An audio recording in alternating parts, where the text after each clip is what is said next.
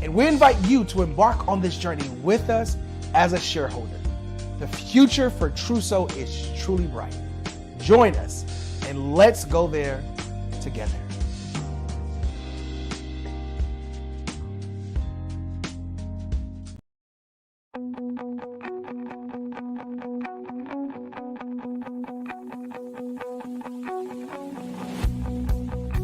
I am Black business. From the moment I wake until the time I sleep. Yes, I am Black business. I am Black business. Tell me, are you Black business? I am Black business. Do you support Black businesses? Listen, I support Black business because I am Black business. Black Business Expo, one of the largest business showcases in the history of Black business in the world. The world! Sign up today at www.blackbusinessexpousa.com or call 919-308-9090. I am Black business.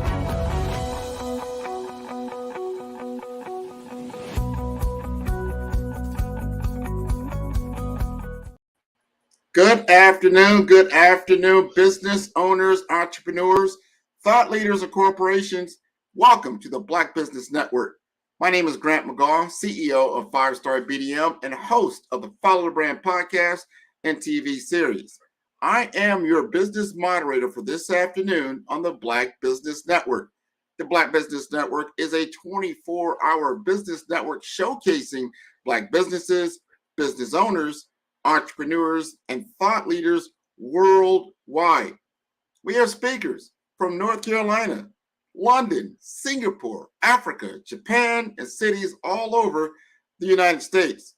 The Black Business Network is a global community sharing its business knowledge to empower, inspire, and educate businesses about business. I am honored to introduce Mr. Gary Thompson, a distinguished figure in the realms of real estate development and investment. Mr. Thompson's journey began with a deep-seated passion for corporate law, leading him to study business law and earn many degrees in marketing, project management, and a master's in international business. He has also attended Cambridge University, Rice University, and the American University of Peace Studies with a career spanning over 15 years in real estate investment. Mr. Thompson is a visionary founder of Global Capital Incorporated, a company dedicated to offering services in corporate and personal debt and wealth management, with future ambitions in asset management and private equity investments. Mr. Thompson is a fervent believer in the power of small businesses, particularly those in innovative technology, agro-processing, and digital communication to drive economic transformation.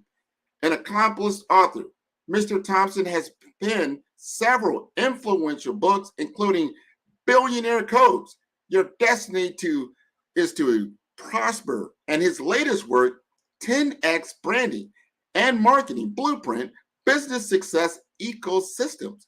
Please join me in welcoming Mr. Gary Thompson, a true pioneer in shaping the business landscape of real estate and private equity investments. All right, thanks for that warm introduction, Grant.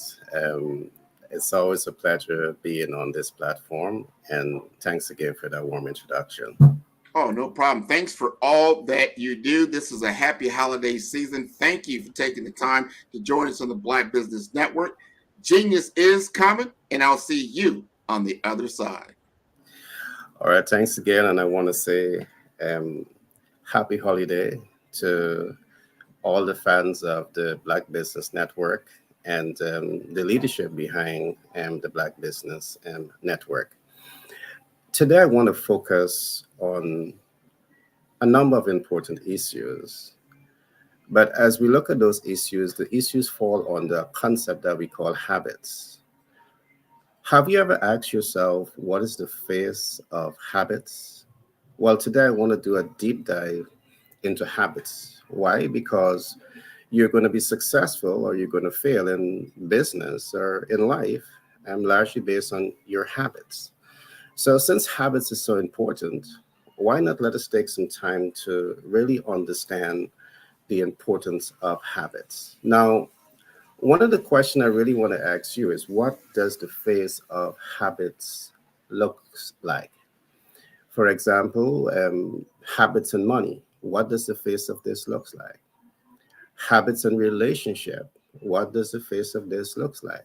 Habits and business, and habits and self-love. I do believe all of these different areas of habits is relevant to you and your success in business and your success in life. So I will spend some time helping you to understand what the face of habits look like. And I'm trusting that at the end of the day, moving into 2024, you can position yourself to start to take steps to now adopt the right habits that will help to influence the desired results that you want in business or in life. Now, let's talk about habits and money. One of the example that I would want to share, the face of money when we are talking about the habits surrounding money would would be but begin by you asking yourself, how much do you know about money? In the financial world, we talk about debt financing, we talk about equity financing, we talk about creative capital, and we talk about hard money lending, just to name a few. And you see, many persons want to be successful in terms of money, but you struggle in this regard. Perhaps the reason you're struggling because you don't have the right habits in relation to money. So it's important for you to take the time to learn the ecosystem of finance. And part of that ecosystem of finance is understanding what is debt, equity, credit, creative finance, and hard money lending. Now, one of the reasons I want to emphasize this is because we see many rising stars in business. You struggle to access the much needed capital that you need to grow and scale. And one of the things I would always say is that there's no shortage of capital. All right. There is massive amount of investment capital that is out there, but you perhaps don't know about it because you don't have the right habits in relation to money. So, as we talk about habits in relation to money, I want to say this. It's not only about understanding capital portfolio, because all the things that I've said earlier on, it relates to understanding financial instruments. But it is also necessary to understand how to access, because yes, you may spend some time to understand money and how money works, but then you don't understand how to access capital. And as a rising star in business, it's not enough for you to understand these instruments. It's equally important for you to understand how to access. And you need to form the right habits here. Along with knowing how to access capital, it's equally important to understand how to leverage capital. Now, why a clear understanding of how to leverage capital and money is so important? Again, in the financial world, what we see is that many persons who are fortunate enough to be able to access capital, sometimes that capital becomes a liability instead of an asset. And that happens because you haven't yet formed and mastered the right habits in relation to leveraging capital and money in the right way.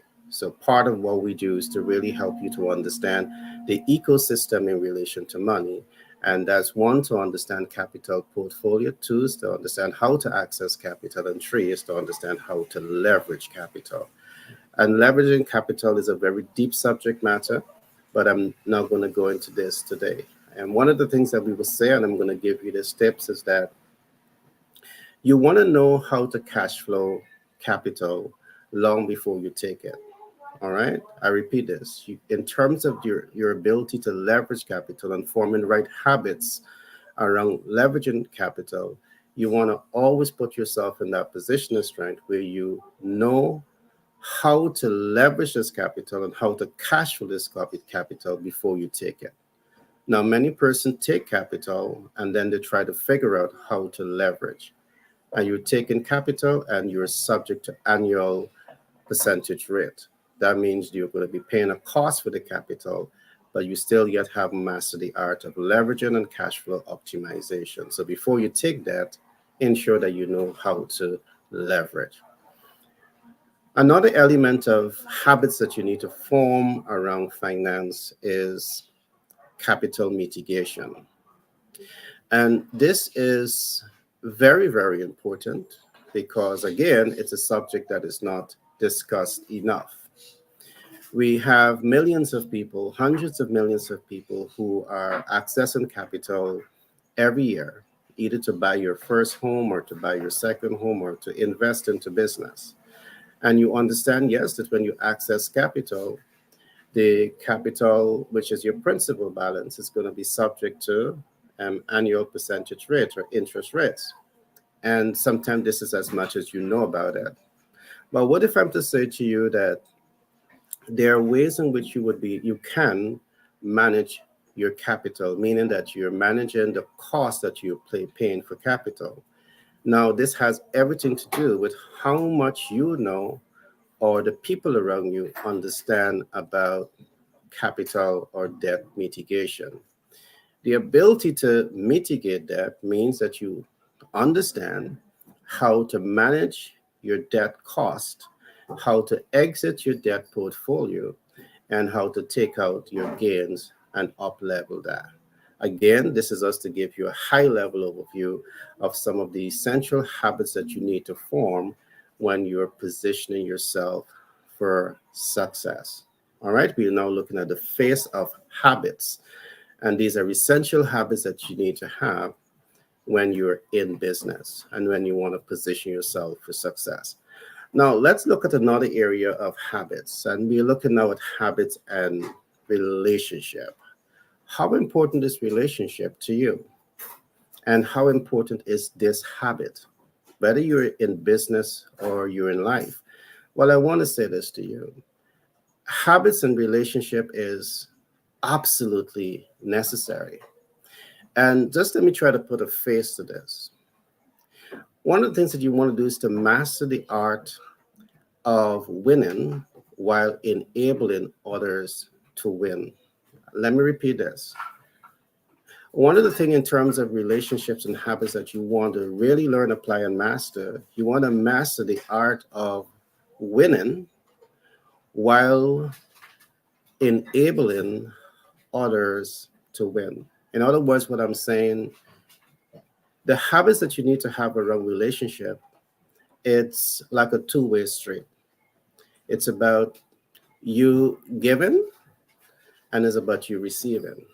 It's about you receiving and it's about you giving. And you bring balance to relationships when you're doing this. Let's take for another example, you have a business and all you want to focus on is cash flow optimization, but you're not taking the time to ensure that your ideal client, they are receiving the value that they deserve. But to ensure that the ideal client is receiving the value that they deserve, you need to ensure that you're taking the time to understand what are their needs, wants, and expectations, and make a commitment to deliver value above and beyond their expectations with the highest degree of consistency. And that's what relationship is looking like. When you approach relationship in this way, because your focus is not on cash flow optimization only, but your focus is also on ensuring that the consumer experience the highest level of customer satisfaction, they're happy and they're more motivated now to spend with you. Relationship is about win-win situation. It's about win plus win equals wins. In other words, everyone in the ecosystem of relationship must win. All right. What are your habits in relation to this? These are all habits. And again, as I said at the beginning, people rise and fall on habits. People rise, businesses rise and fall based on their leadership habits. So these are important concepts for you to think about. All right. So The next habit that I want to look at, which I believe is very, very important, is habits in business. You see, to be successful in business, it's going to be influenced by the habits around understanding business ecosystem, the habits around applying yourself at the right systems and processes in relation to business. And what does the face of that look like? And I'm just going to look at some areas because business is a very broad ecosystem. And I can take perhaps days, weeks, or months just dipping into the realities of business. But I'm going to give you some essential habits that you need to form around business. One of the essential habits that I would want you to consider is mastering your MVO. Now, you're going into business. One of the habits that you really want to learn, apply, and master is how to master your MVO. Now, what is the MVO? The MVO stands on three spectrums. Spectrum one, we talk about what is your minimum viable offer. Spectrum two, we talk about what is your most viable offer. And spectrum four, we talk about what is your maximum viable offer. And these are important concepts that you need to master. Why? In business, it's saying to you that you need to understand your value offer so well that you have mastered your craft in relation to whatever you're offering to the public. All right. It means that you know that your value offer is going to deliver on expectations. It's going to deliver above and beyond expectation because you have mastered your value proposition. All right. These are habits that you need to form. Another habit on business that I'm going to talk about today is mastering your MVTM. Now, what exactly is your MVTM? In this case, we are saying you need to master your minimum viable target market, master your most viable target market, or your maximum viable target market. Now, let me explain this just a little bit.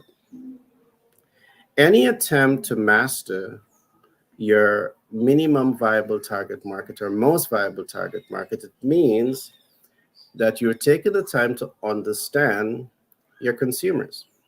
You can't master what you don't understand. And if you want to be successful, you need to form the right habits around understanding your consumers, understanding their needs and their wants and their pain points, understanding their motivators. You need to invest time to understand this. Forming the right habits around these areas is what's going to help you to be more successful in the relationship you're having with the client. Now, to some, this might be irrelevant, but I want to say to you, it is absolutely essential. And let me explain why. Very often we see business leaders adopt and practice some of the wrong habits. And what am I talking about? Adopting and applying the wrong habits. You adopt and you apply the wrong habits when you start a business without taking the time to understand who's your ideal client, without taking the time to understand the size of your market, without taking the time to understand if your ideal client has the ability and the willingness to invest in your MVO. You don't know none of this, but here you are trying to position yourself to become an icon in business, and you have all the wrong habits. To have the right habits in business means that you are taking the time to understand your target market based on their needs and their wants and their expectations and their dreams and their hopes and their aspirations. And based on the fact that you understand this, you're now innovating your products and services to appeal to those specific interests. All right. You understand that the ideal client, they also have the ability and the willingness to invest with you. This type of habits may collapse into research. What is your habits in terms of research, in terms of collecting these essential body of knowledge that is informing your business decision process. Right and wrong habits. You need to have the right habits here. Now, once you would have taken the time to build mastery around your value proposition and build mastery around understanding your target market, you want to ensure that these things are perfectly aligned. Because I've seen this. One, I've seen very strong brands enter the market, but largely because the brands are not aligned to the ideal client, a lot of energies are wasted in the marketing and advertising process. You're advertising, but you're not reaching the ideal client. You're not reaching the ideal client because you didn't form the right habits around collecting data, analyzing data, responding to data, and possibly mitigating data in terms of ensuring that you are making impact. You're reaching and you're making impact with the ideal client. Important concepts, important habits for you to form in terms of growing and scaling your business successfully. So when we look at the alignment is saying that you're pausing for a bit and you're studying your value offer against your ideal client, and you're ensuring that they're matching. It's like a puzzle. If the puzzle is wrong, it's not going to fit. If the product that you offered is not relevant to the ideal client, they're not going to respond to it. And this is another reason why you're going to fail, because again, wrong habits. So it's important that you commit the time to really understand the right habits in growing and scaling a business, and that will help you to be successful. The last concept that I'm going to share on habits now relates to mastering your TOPAC, your TPOC. This is a new concept that we have developed. And just before I go into TOPAC, which is targeted performance outcome, I want to say this to the audience. To learn more of what we are talking about here, you can go to one of our websites, which is the bestsellerportal.org. And when you go to the bestsellerportal.org and you go on products, you can go to ebooks, and you will see a number of our books. I have, I think, about 9 books out there right now under the title Master the Sales Communication Process. So you have one book titled Master the Sales Communication Process, but you have 9 volumes of that book. Now let me get into habits around TOPOC, targeted performance outcome. As you position yourself to become an icon, to become your superstar in business, you want to be certain that you have clear, targeted performance outcome. And targeted performance outcome, again, stands on 4 spectrums. And I'm going to briefly look at them today. If you want to know more, I encourage you to go get the books. One of your targeted performance outcome, and this is what you must ask yourself: how do I want to impact my team? All right, how do I want to impact my team? What habits do you have here? You might want to say, why do I want to impact my team? Well, if you have a business, it's not about me, myself, and I, it's about a team effort. And if you have a demotivated workforce because you haven't developed an impact strategy with your team, guess what's going to happen? Your vision is going to be undermined. So what are the habits looking like in terms of impacting your team? All right. The one that you're most familiar with is how do you impact your target market? Targeted performance outcome, you must be asking yourself all of this. How am I going to impact my target market? Habits here also. All right. Habits can make you and your business. Habits can break you and your business. What is your habits in terms of impacting the ideal client? And you can't impact what you don't know. You need to spend time to understand that. You need to spend time to understand it and then develop your game plan. All right, there are 2 other areas of impact, and let me quickly just hint on them. How do you want to impact the general public? As a rising star in business, you might want to say, why do I want to impact the public? But let me say this. The public can be one of your biggest cheerleaders, whether or not they're consuming your products or not. They can hear so much about what you're doing. They can trust so much in what you're doing that they now begin to refer others to your area of business. So you have a lot of influential public figures that are now referring others to your business because you have an impact strategy for them. The other way of in looking at this, you can build out relationship with celebrity personalities who are giving you celebrity endorsement. What are your habits here? We're talking here about growing, your business habits around business. And there's a number of habits that you need to position your business and your brand for success. The last area of impact that I'm going to look at here is what we call habits and your cash flow optimization. So as we look at the topic, how do you want to impact the business cash flow? How do you want to impact the business sustainability? Now, this is a deep one, and this goes into financial analysis. And I'm just going to be brief here again. In our context, while it is nice to build a strong brand and cash flow that brand, you always want to ask yourself, what do you do with your excess liquidity? Do you have it sit in a 0.1% interest-bearing account and say hip hip hooray?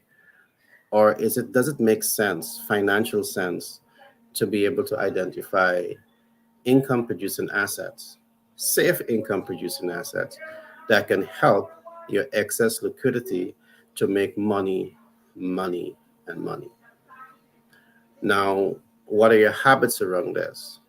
Now, if you don't understand finance, and you may not be the specialist in mastering the right habits here, my advice to you is ensure that you have the right financial experts around you that can really help you to understand how to up level money. Why? Because those are the people who have years of practice. They have built the right habits around capital leverage. And perhaps you need them in your arsenal to really help you to build a strong, sustainable business and brand. So these are just some of the habits that we are going to cover today, which I believe is essential. Now, the next habit I want to talk about is habits and self-love. And why self-love is important. I mean, I know this from experience. Being a rising star in business and being a star in business is a lot of hard work. And sometimes going after your dream, chasing after the dream, by default, for the majority of people, it requires you to indulge in self-neglect. You're so focused on, maximizing and optimizing your corporate vision that very often you just don't focus on your well-being. And that is neglect. That is neglect because you now don't have the right habits around self-love. And it is something that I want to talk about a little bit on this platform, because you need to pause a bit and recognize the importance of honoring you, recognize the importance of nurturing you, recognize the importance of finding time for you. It's good for your mental health and physical health and all of that. Now, let's just go into this just a little bit more, because I want to put a face to what habits and self-love is all about. In our context, one of the things that you want to develop here in terms of habits is to master your sense of self and self-awareness. And why is this important? And just let me explain this just a little bit. I could recall many years ago, I wrote a book titled Self-Application Mastery. And the key focus of that book was really to help people to understand how to apply themselves to achieve the highest degree of success. Yes, it's hard work. But long before the hard work begins, it's important to recognize that people never rise above their sense of self. And I repeat this. You may never rise or grow beyond your sense of self. If you're thinking in lack and limitation and doubts and fear, is going to reflect based on the level of success that you attain in business and you attain in life. all right? Because you're dealing with some challenges here. Perhaps you still have the right habits, you haven't learned and apply and master the right habits in relation to who you are. So this is why we talk about mastering your sense of self and self-awareness. You cannot grow beyond your sense of self. As I talk about mastering your sense of self, I mean, this for me is such a profound subject, because you can train people to become, understand management and understand leadership and understand marketing and understand a range of different things. But guess what? If that individual or group of individuals are struggling with self because they don't have a true sense of self, they're not fully self-aware, that inability to understand the essence of self is going to prevent them from fully applying the concepts that you're sharing with them. And this is a matter for HR management, because very often you find that HR, you provide the textbook and you train based on the textbook. And if the textbook is not taken into consideration, some of these essential gaps, is going to undermine how human performs within the organization. It's going to undermine how the organization itself optimizes its success, because you need human resource at this particular time. Still, yes, we have AI, but a large part of what's being done in the industry today is dependent on the human resources. So what we're saying is important to really help the individual to form the right habits so they can master their sense of self and their sense of awareness. All right. This is much deep, because this will move you now into a concept that we call the self-image theory, which look at the ideal self, looking glass self, self-image, and the real self. Again, I'm not going to go into this today. It can take some time to do the deep dive, but I really want you to understand some of the essential habits that you need to start forming when you want to position yourself for greatness in business or in life. As we talk about self-love, I also want to look at another concept here that we call master your sense of purpose and self-management. This is very deep, because you may have a sense of self, but still that self hasn't been developed enough for you to flow in purpose. And one of the things that I always say, when we give ourselves in service and lose ourselves in service, it is one of the fastest ways to find purpose and self-fulfillment in life. And this is something that you need to do. Master your sense of purpose. All right? You find that in service. Find something that you truly love and enjoy and is excited about, and give service in those areas. All right? It may have a dollar value to it. All right? But just do it. And we talk now about self-management. Very often, many persons get into what we call the blame game. When you learn how to manage yourself, you learn to take responsibility for your actions and your inactions. I repeat, to step back and step away from the blame game, it's about your habits. And one of the habits you want to do is to learn how to master yourself in business or in life. All right, it is essential. And when you learn this concept, these concepts and these principles, it allows you to take better control over the management of your life and the level of success that you achieve, because you take ownership for your actions and your inactions. The last concept that I'm going to look at here in terms of habits and self-love, I'm going to look at mastering your sense of direction and empathy. And what exactly is mastering your sense of direction and empathy? What is this all about? What does this habit looks like? Very often, many persons live life and you go through life. Many persons starts a business and you allow that business to go into a free fall. All right. Why I say a free fall? Because very often It's like a runaway train. You set clear goals of what you want to accomplish, but guess what? You set goals. This is your financial targets that you've set for yourself. But year after year, you are not attaining that financial target. Why? Because you are not fully managing that process. So mastering your sense of direction, it means that you know where you want to go, why you want to go there, and how to get there. Another picture here is to see that you are the captain of your ship. And on one side, you have two captains at sea. One captain, he has a complete set of data that is giving him direction as to how to navigate the sea.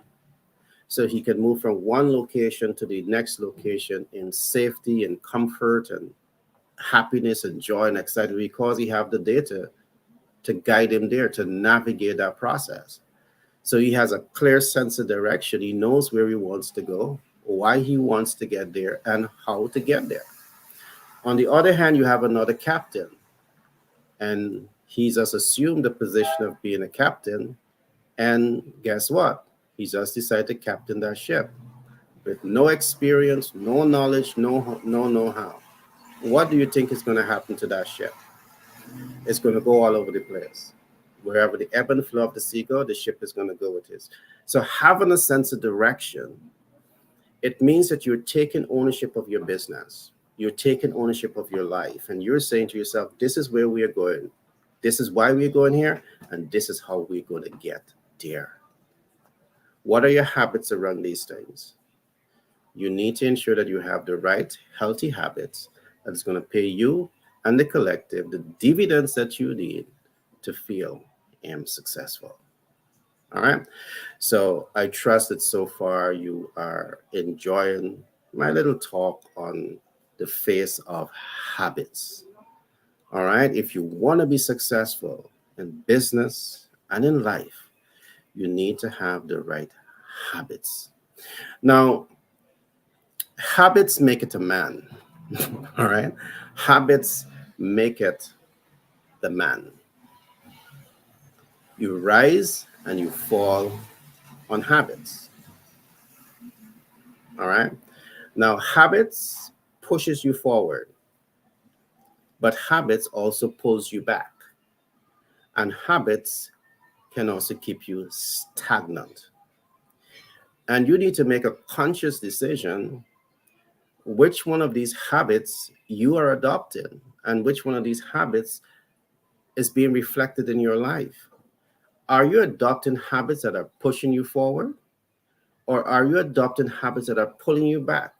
On the other side, are you adopting habits that is keeping you stagnant? It's important for you to ask yourself these questions because habits functions and operates on three spectrums. The right habits can push you forward. And there is where you want to go. You want to move forward in your business. Every year you want to grow and you want to expand. But what is the face of habits? I've just discussed some of them. You don't want to go forward by having the right habits today, and then you start to come back because you're adopting the wrong habits. Perhaps some of the wrong habits that you're adopting is that you're not thinking enough about building healthy, productive relationship with your team, healthy, productive relationship with your ideal client, healthy, productive relationship with the public. Perhaps these are habits that you've fallen back on. And when you fall back on this, guess what? Habits pulls you back.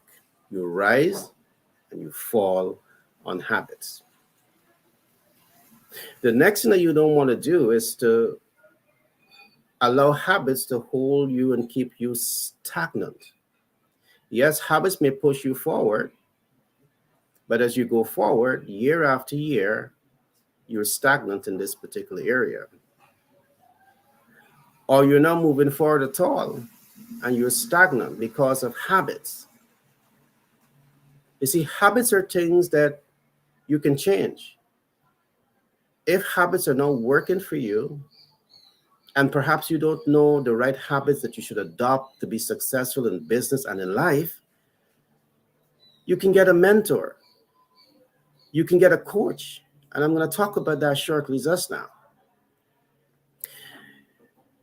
It's important to invest the time, to invest talent, and to invest resources to learn, apply, and master the right habits.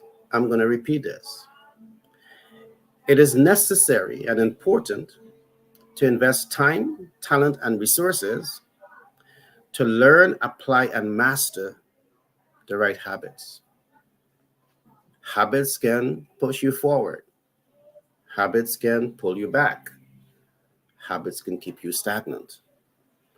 So when you invest time, talent, and resources to learn, apply, and master the right habits, you're going to be pushed forward and propelled forward most of the time. And that's what you want. All right, that's what you want. To become master at adopting, applying, mastering the right habits, you need to form right habits around collecting data. You need to form right habits around analyzing data. You need to form right habits around applying data. And you need to form the right habits around mitigating data. I know, yes, a lot of what I'm saying sounds like a whole lot of work to do, but I'm going to say this to you. Success is not easy. I'm going to give you a gateway. If you don't know it, surround yourself with some of the smartest people and ensure that they know it, because when you have the smart people around you, it's not about you seeing the whole mountain that you have to climb or the entire building that you have to build, but you see yourself as part of the ecosystem of that building process. Bring smart people around you so you can focus on the 80% and they can focus on the 80%. It's called delegation. So I know that a lot of what I'm saying here may sound like a whole lot, but if you want to be successful in business and in life, sometimes you have to go through that pain. They say no pain, no gain. Some people want to gain, but they don't want the pain, and it don't happen like that. You have to go through the growth pain, and at the end of that growth pain, guess what? You have the gain. What are your habits here? All right? What are your habits? Now, success leaves clues, and to apply the things I talked about just now is where you're going to find some of the clues. So, and let me just expand on this just a little bit. Success leave clues. And this is some of the things that I want you to do. Take the time to study successful people. Take the time to study successful people. And as you take the time to study successful people, guess what? Successful people, they have so much clues to share with you. All right. So I can see that my time is up. And I want to say this has been fun. And back to control of Grant. Great to have you back. No, thank you. That was wonderful. No pain, no gain. I want everybody to take that away. That's just part of the journey to success. This has been wonderful. Before we let you go, tell us again exactly how to contact you, Gary. All right. What I want people to do is to go to our website. We have a one website that's titled the bestseller portal, bestsellerportal.org. Just go to that website and you can navigate the books. You can make contact with us through our membership page, and we would love to hear from you. Awesome. Awesome. Well, happy holidays to you and your family. Genius is coming, and I'll see you on the other side. Same to you and your, my friends. All the best for the holiday. Thank you. All right. That was wonderful. Wonderful, wonderful. This expo is a fundraiser for students, and you may go to blackbusinessexpousa.com to donate to the scholarship fund or use the cash app that's on the screen below, and that's $BBXUSA. Our goal is to give laptops and up to $5,000 to 10 students. Students can register online at www.blackbusinessexpousa.com. Every dollar counts, so we want to remind you to donate to the scholarship fund. We want to thank our Black Business Expo USA sponsors for December 2023. NC100, Moody Capital Partners, Suede Soul, Lotus for Shade Coaching and Training, The Hello LLC, Carolina, Virginia Minority Supplier Development Council, Staff Management, 5-Star BDM Media, BHS and Associates, Margie McLean Foundation Incorporated, Genius is Common, Earth Essentials, Milani Shining Global, Executive Women's Success Institute, The Quality Coaching Company, Superwoman Business Services, Creative Force Studios, Lee Entertainment, Artistic App Design, Black Business Expo USA. Genius is Common, and I'll see you on the other side.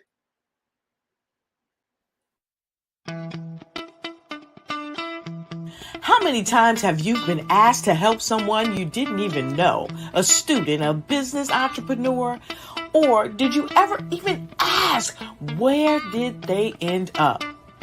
That business, that friend, that entrepreneur. Well, just maybe they ended up in a gang, bankrupt, homeless, or worse, dead. Maybe they turned to crime, drugs, and alcohol. Did you ever wonder? Did you destroy their dream, or was your life always so easy? At the Black Business Olympics, we started a movement to help students complete. Give them hope and foster success. Help them to leave their dreams of providing laptops, computers, and up to $5,000 in scholarship funds. Today, we ask you to help a student, a business owner, or an entrepreneur to realize their dream by sponsoring them, supporting them, and buying from them. Consider this. With $1.6 trillion in our Black community, we only ask for a small donation for our students, our businesses, and our entrepreneurs. And you can change a life today. So I ask you, what are you going to do? Sit on the sideline and watch our students in high school be leaders, miss out on their dream from lack of resources? Or are you going to donate to the movement and change their future and yours as well? Give us a call today at 919-308-9090. Change their life by investing with action to the Black Business Olympic Fund. The Black Business Olympics, one of the largest business showcases of Black business in the history of the world.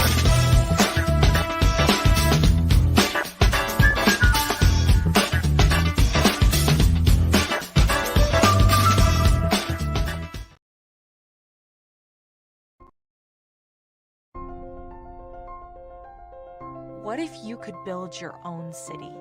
A place where every child can find nurturing people to help them achieve their full potential. A place where every adult can access job training support, where health education is abundant, where social justice ruled the land. A place without limitations. Welcome. You have arrived at STEM City, USA. It is what every city should be. A safe and trusted community where you find people and resources to help you become everything you are and beyond. STEM City is unlike anything you have ever experienced. It is a digital twin of the world around you, only better. STEM City is about energy and soul renewal. It is more than a digital world. You can almost feel the power of live cultural events, music, and theater. STEM City promises a better future for children with caring mentors and hands-on activities with dedicated tutors to support our youth. STEM City is your passport to a healthy lifestyle with weekly events addressing our community's many issues. STEM City is your financial well-being with helpful information on wealth management, career advancement, job training, and so much more. STEM City is the community you deserve. It is the city where your dreams can come true. STEM City USA, a place in the sky that is accessible to all who reach for the stars.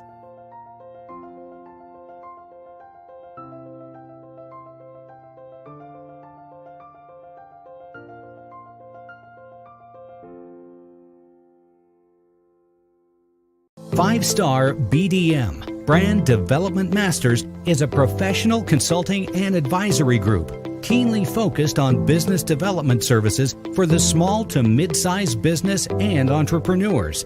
Although every business is unique, they often share business development challenges that can be addressed through smart branding. Services include process improvement and operations, digital strategy and transformation, business intelligence, digital marketing, and personal branding. Our business and personal branding company has helped a number of professionals and organizations to optimize and grow. This results in more business, more opportunities, better reach, positive outcomes. Visit www.5starbdm.com today to learn more. Hello there. My name is Grace Hemingway. I am 9 years old. Most people know me as an AAU National Karate Gold and Silver medalist, and a USA NKF 5-time gold medalist.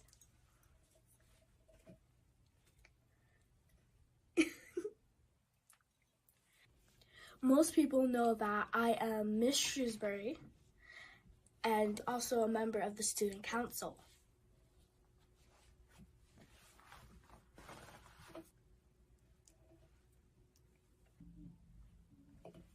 And they also know me as the best-selling author of the book, I Am Dynamite and I Am Becoming.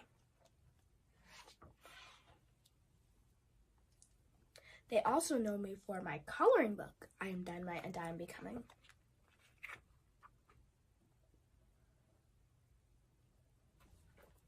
But what you or anyone else don't know about me is that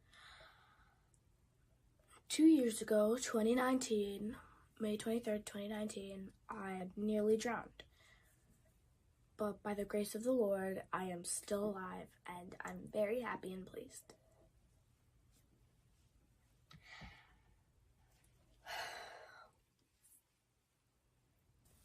Something else that happened is that I used to get bullied a lot, and it wasn't fun at all. No one likes to get bullied. It's not fun. But something that you can do if you do get bullied is tell an adult or your parents. And always stay calm and always believe in yourself, because you don't know how many opportunities are coming your way. Genius is coming.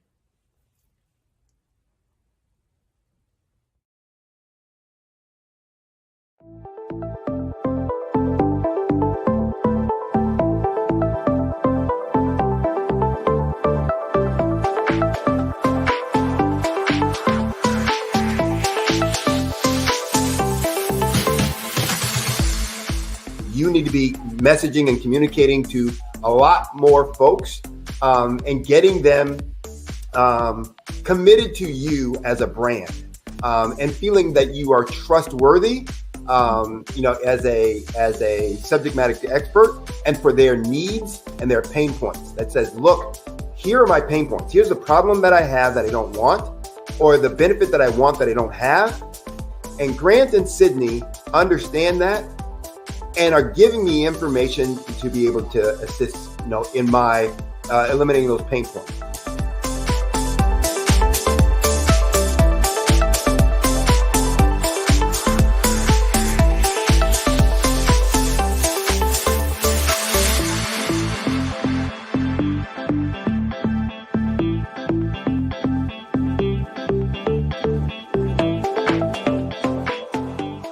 You're going to get a lot out of this workshop. We're going to show you ways that you can begin to look at this particular problem, that you can apply different formulas, techniques, and skills. They're going to get you to that next level. And then you'll understand the value that we're bringing.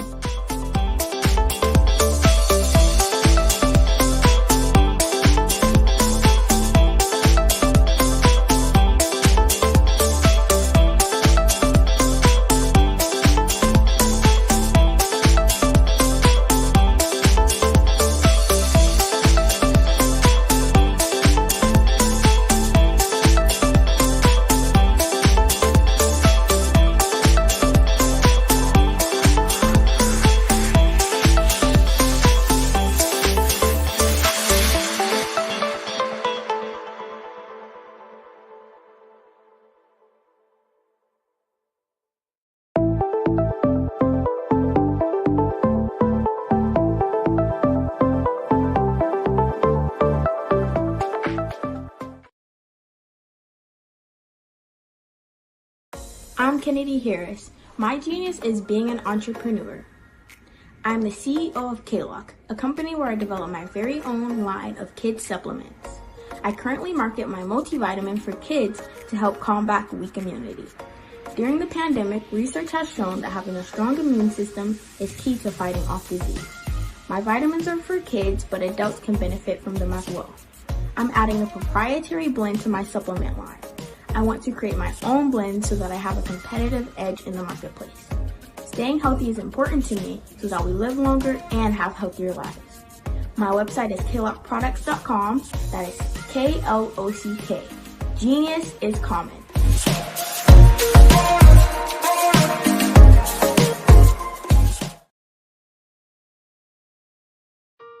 Hello, this is Israel, and I am CEO of Daydreams Interactive and author of Princess Planet.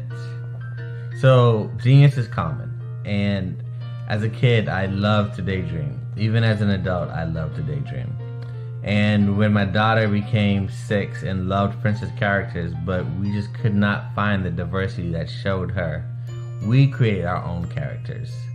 So, for instance, you have Princess Nulu right here. Princess Nulu is from Uganda, and her genius is that she loves to take care of animals. She can actually even listen and hear what they say. And then we have Princess Isabella right here. Princess Isabella, she's from Cuba, and her genius is biochemistry. One day she hopes to eliminate disease. Then we have Princess Nia right here, and Princess Nia is based off of my daughter, and she is what she wants to be, the greatest dancer alive. So that's her genius. So what's your genius? My genius is my imagination. Genius is common.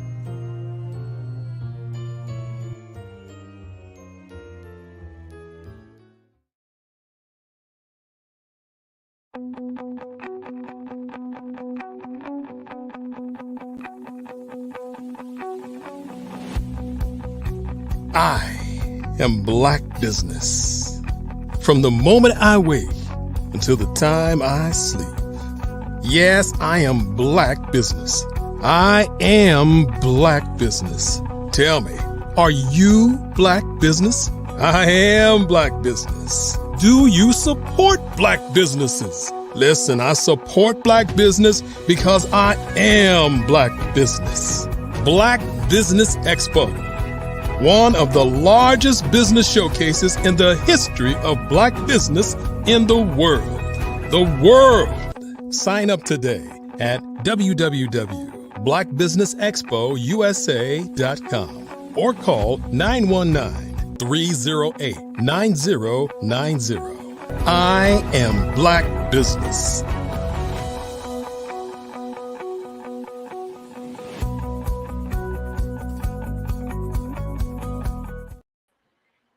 Good afternoon and happy holidays to everybody. I want to say that from the bottom of my heart to you and your family. So business owners, entrepreneurs, thought leaders, and corporations, and welcome all of you to the Black Business Network. My name is Grant McGaw, CEO of the 5-Star BDM and host of the Follow Brand podcast and TV series. And I am your business moderator for this afternoon on the Black Business Network. The Black Business Network is a 24-hour business network showcasing Black businesses, business owners, entrepreneurs, and thought leaders worldwide. We have speakers from North Carolina, London, Singapore, Africa, Japan, and cities all over the United States. The Black Business Network is a global community sharing its business knowledge to empower, inspire, and educate businesses about business. It is my privilege to introduce Felicia Ward, a luminary in the world of marketing communications and a strategic force among Fortune 100 circles. As a member of Fortune BLK and the esteemed board president of HR for You Incorporated, Ms. Ward has not only etched her name in the corporate world, but has also as a Amazon best-selling author with her insightful book on how to break the glass ceiling and keep it nice. Boasting over 35 years of experience, Felicia Ward is a revered senior advisor, spokesperson, and consultant. Her expertise is sought after by C-level executives, dignitaries, and politicians, especially in the critical areas of crisis response and reputation management. At the helm of Felicia Ward Marketing, she stands as the principal strategist, where her unique and proprietary strategic leadership visibility framework empowers servant and executive leaders to elevate their brand authority and visibility. Ms. Ward's approach to leadership is transformative and inclusive, focusing on personal branding, thought leadership content, and engagement with industry and media leaders. Her mission is to cultivate a landscape of servant leadership that stands out in a sea of similarity, truly lifting leaders out of the sea of shame.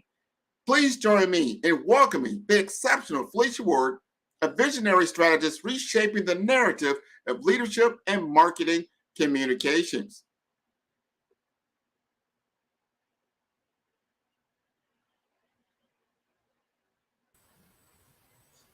And there she is. Hi, Grant. How are you? I am fine. How are you? I'm well.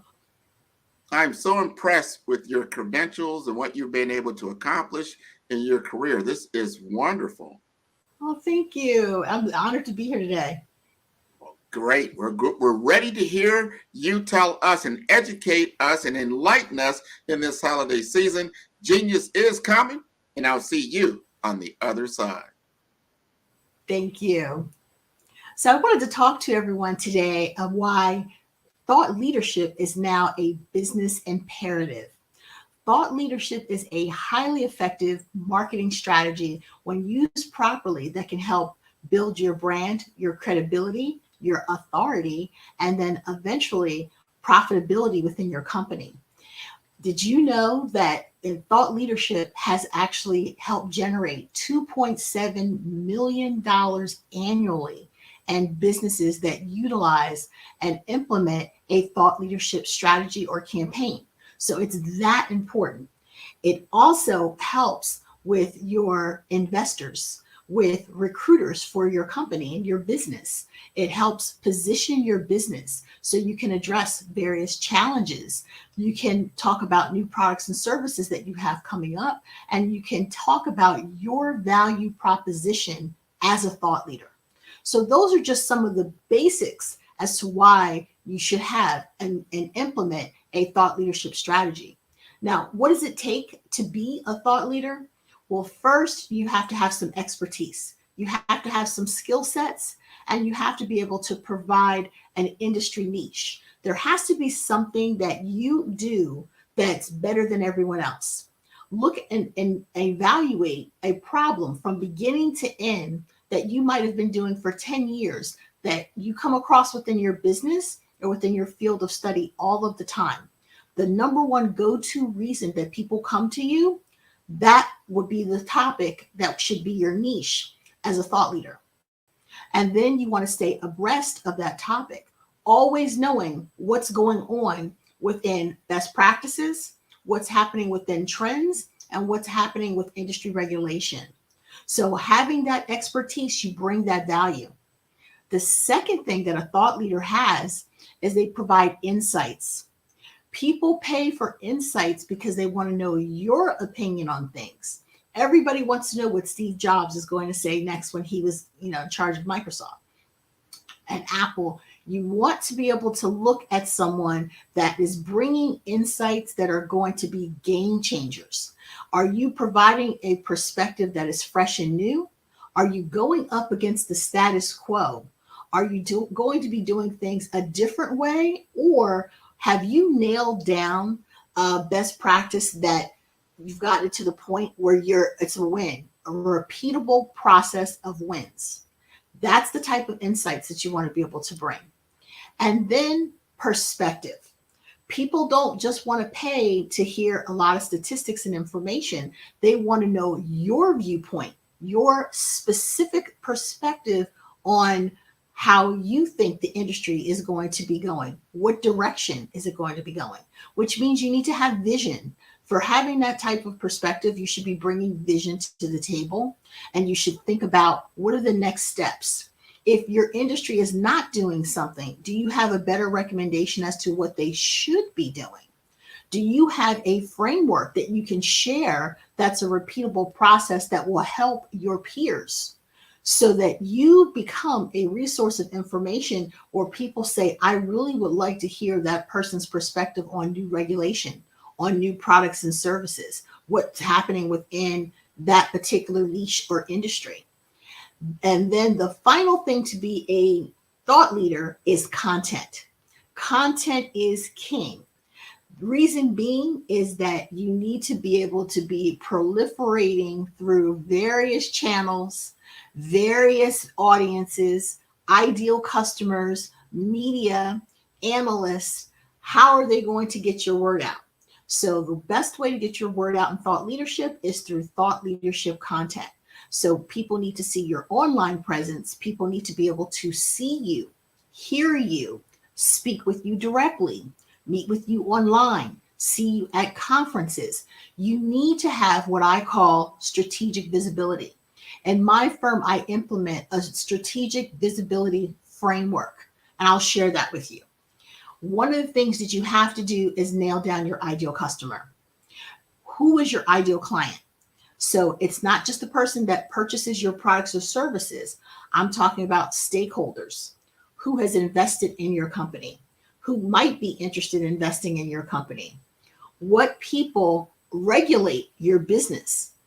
Who are the people who comment the most? The analysts. So you're looking at your ideal customer that you contact and communicate with on a regular basis. So once you define who all those audiences are, now you're going to determine what type of content each one of them needs. So someone who is really engaged in your industry, they're okay with hearing lots of jargon, but the general public, not so much. So you want to take a look at your ideal customer. Then you want to look at peer engagement. Who are your peers in your industry? Are they your coworkers? They're your bosses, your other stakeholders. You have people that are invested in the industry and are already experts in the industry. Well, you want to get their respect. So how do you get their respect and how do you get their attention? You have to engage with your peer group on a regular basis. Thought leadership is about consistency and also giving the appearance of omnipresence, meaning that you don't have to be on 110 different platforms, but you should choose probably 4 very good platforms that most people will see. Then after you've looked at your peer group, then you want to start looking at what are your external impacts to your industry. So that's your community, your local community, your national community, unions, people that are involved in your industry that will have one-to-many. So when you're looking at that as a thought leader, how are you going to address them? Are you going and attending conferences? Are you making sure that you're doing peer engagement roundtable discussions where you can discuss things intellectually with your peers or higher, talking about problems and things that are coming up or different ways to do something? That discussion has to be had, and you have to have content for that. You have to let people know you're going to be participating. You have to have discussions that you want to have, talking points that you want to have.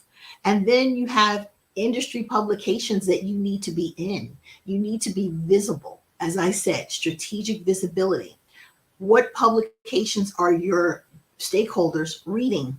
Where are your customers? Where are they? Where are your employees? Where are your investors? Where are your potential strategic partners? Collaborations. You find out where those people are, and then you have to decide what type of content and what is going to be your primary focus and speaking with them. What are going to be the goals and the objectives? And when you look at those goals and objectives, you're able to determine what kind of messaging you want to provide as part of your thought leadership. And most importantly, you want to make sure that your thought leadership is in direct alignment with your business. The purpose, if you work for a business or a corporation, the purpose of you being a thought leader is to help propel and underscore and help elevate the brand value of your company. So you selected to work for that company for a reason. Talk about why that particular company is the company that you selected. Why are the two of you in great alignment? Why are the employees at your business speak on behalf of why you think that they're great? What do they do? What is the social proof that you're able to provide for all of these different things that you say?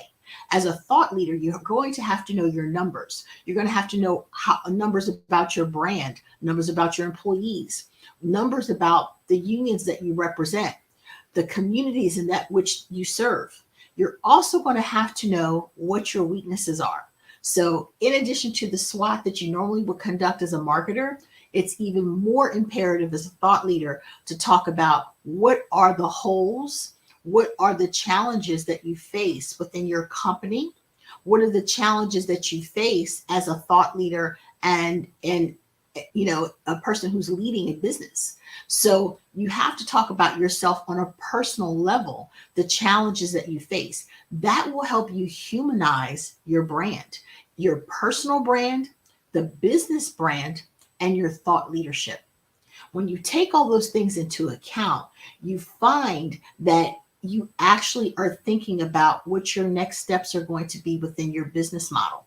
How are you going to handle specific problems? I'll give you an example. If you've been a company who on front facing, you have all type of awards that are on your website of things that you do well and how you work great as a team and how you're so inclusive. But when people take snapshots and pictures of your business, you have less than 10% of people that work there are people of color. How are you going to handle that diversity issue? So if you were here before the diversity issue, you have to take ownership. So as a thought leader, you're going to have to do a mea culpa from time to time and say, you know what, we handle things incorrectly, but after greater assessment and being open to different discussions and engagement with your stakeholders, you're going to come and devise a new plan of action. That is very important as a thought leader, to be able to course correct publicly, not always privately. It's because you have to be able to show that you are human and that you are agile and you're ready to make a change when a change is actually needed. It's part of being a leader. So if people don't do well on your team, you're ultimately taking the hit and taking responsibility and accountability. Taking accountability is a big part of being a thought leader. The other part of being a thought leader, when we talk about your content, you have to wonder, sometimes haven't you ever discovered someone that you never really knew about in thought leadership? You might have been on YouTube and you start seeing some content and you start watching video after video of a person. Then you might be reading a book and all of a sudden there's a book about that person. Then you turn on the television and the person is being a guest on that show. I call that the rabbit hole syndrome. It is very strategically done by people who are communications consultants like myself and Grant, who plan out how people are going to discover you. So your discoverability has to be very high to be a thought leader. And what you have to create is what I call the rabbit hole syndrome, that the average person has to have. Statistics show 7 hours of content in order to be a thought leader.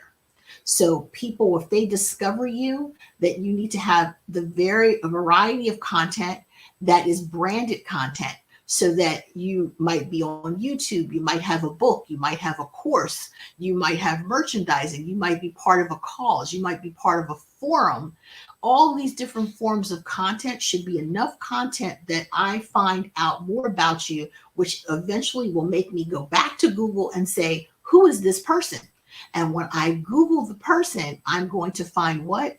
A library of branded content. That is very important as part of the thought leader. So when you see executive leadership and they're standing on their own, they're not standing up there on their own. We have planned exactly how this is going to go down, exactly who is going to see what content and when. And depending on who you are as part of our ideal clients, that you might see different content than a soccer mom. A soccer mom might see different content than an aspiring CEO.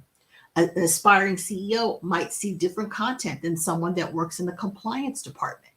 but all of the content is all related to helping elevate the brand, the positioning, the authority, the credibility, and the trust of your stakeholders.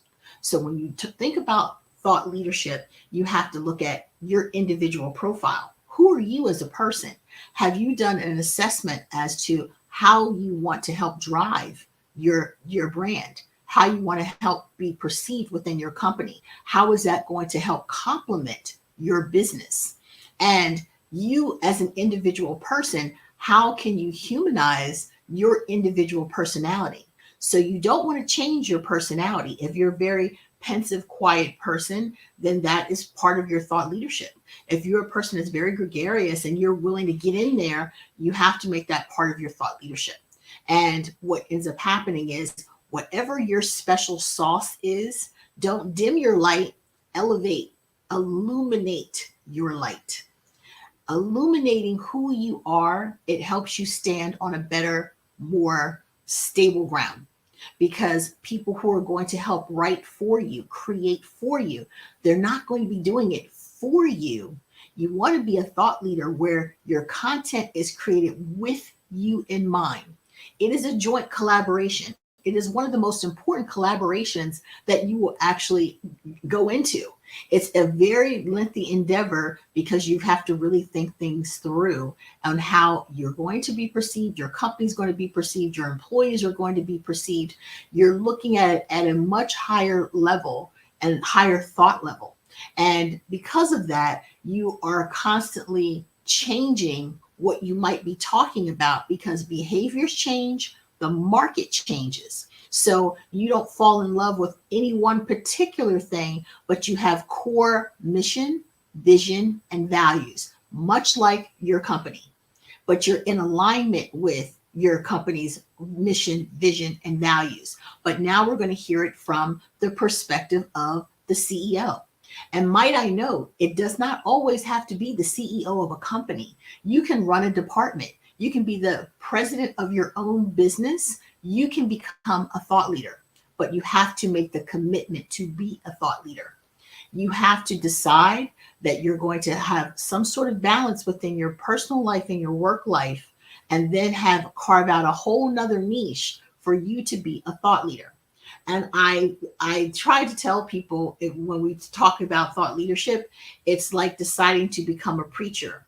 Preachers have a job that they earn money from, so they're not dependent upon the church, but they also have community engagements and things that they do with their parishioners. But they also have to be in that pulpit every week. That is the commitment. So as a thought leader, you're going to be in a pulpit evangelizing what you think, what you feel, and how you're going to move the needle for business, profitability, and addressing controversial topics, sometimes agreeing with something that everybody else agrees with, and they want to know, do you agree as well? People are waiting with bated breath to hear what you're going to say. You're going to be in that pulpit talking to people, engaging with people, building key relationships. That is the key for thought leadership. It is not a one-way horn where you're just constantly spewing out everything that you think. By engaging with all your various stakeholders and peers, you're able to get top-down information. You're able to adapt to what is being said. You're able to look from the top down and from the bottom up of what trends and how those trends are going to impact your business. Is it a trend that you need to incorporate in your business, or is it something that you just need to address, but you've decided you're not going to participate? AI is one of those things. It is something that is prolific, so it's not going anywhere. So because of that, how are you going to incorporate and integrate AI into your business? How are you going to work with your employees on AI? How are you going to upskill your employees, your stakeholders? How are you going to be able to help your community? How are you going to help the profitability? How are you going to define that profitability with the advent of AI? That's just one example. So what I love to do, especially with thought leaders, is to get them involved in peer engagements. where they're sitting at a round table and they're having discussions with people non-competitive to them, but have the exact same position. There's nothing better than seeing a group of CEOs sit together and have a conversation. But there's also an interesting conversation that takes place when you have people who have different topics, different titles. A town hall meeting where you have a union worker and you have someone who is a receptionist, someone who is a manager, someone who is a union representative, all at the same table sitting with management. Those discussions are very in your face because they're telling day-to-day operations. One of the things as a thought leader that you have to do is what I have a saying, don't be a king dumb. Okay. King dumb is a person who is an executive leader who never comes out of the tower of power. They listen to analytics, they listen to their right-hand staffers, and they make decisions. It's one of the worst things that you can do as a thought leader. Thought leaders have to get out and get engaged. You have to be on the pulse of your employees and get their perspective and respect what your employees are telling you, because they are the subject matter experts in the field of what they do. Your job as a thought leader is to find out how you're going to help them, to help elevate the business productivity and day-to-day business operations. What is it they need? What are the tools? What are the things that they need? And to be able to get out and speak to more employees to find out exactly what they want. And in the industry to find out what is needed, what changes are being needed. You're supposed to be their champion and their cheerleader. And the only way you're going to be able to do that is to be engaged, to also create content, to actually support what it is that you're trying to do. So people need to at all times be able to hear you, see you, read about you, know as much information about you being kind of like the president running for president of the United States and representing the United States. Well, your little corner of the world is your corporation, and you as a business leader, your business. And who are you promoting? Everyone that helps make it happen. So thought leadership might be a person in the forefront, but behind them, there's a team of people. And who are you advocating for? You're advocating for everything that is good about your industry. Now, what specific types of content should you be putting out? Content about your industry, content about your product and services, and then content about how you're going to do things differently. What is that perspective that you're putting out? What are you going to be doing different within your industry? Are you coming out with a new EV car? And how are you going to do it? Maybe your EV car, I just saw a report where there's a Black business owner who has come up with an EV car to rival Tesla, where the cars are already charged. They charge themselves, and they're able to take a vehicle that is a gasoline vehicle and be able to convert that to an EV vehicle utilizing their tools. That's something that you want to be able to put information out about. So you're constantly being not a consummate salesperson. You're almost like being a congressman, where you're fighting for your people and you're fighting for the things that you think are important, and you're staying engaged so that people know what's important and they start recognizing you, and you being a thought leader and knowing what you say. People start wondering, well, where's this content? Where's he getting it from? Well, when you first start out with your thought leadership content, it is very important to cite your sources of where did you get the information from.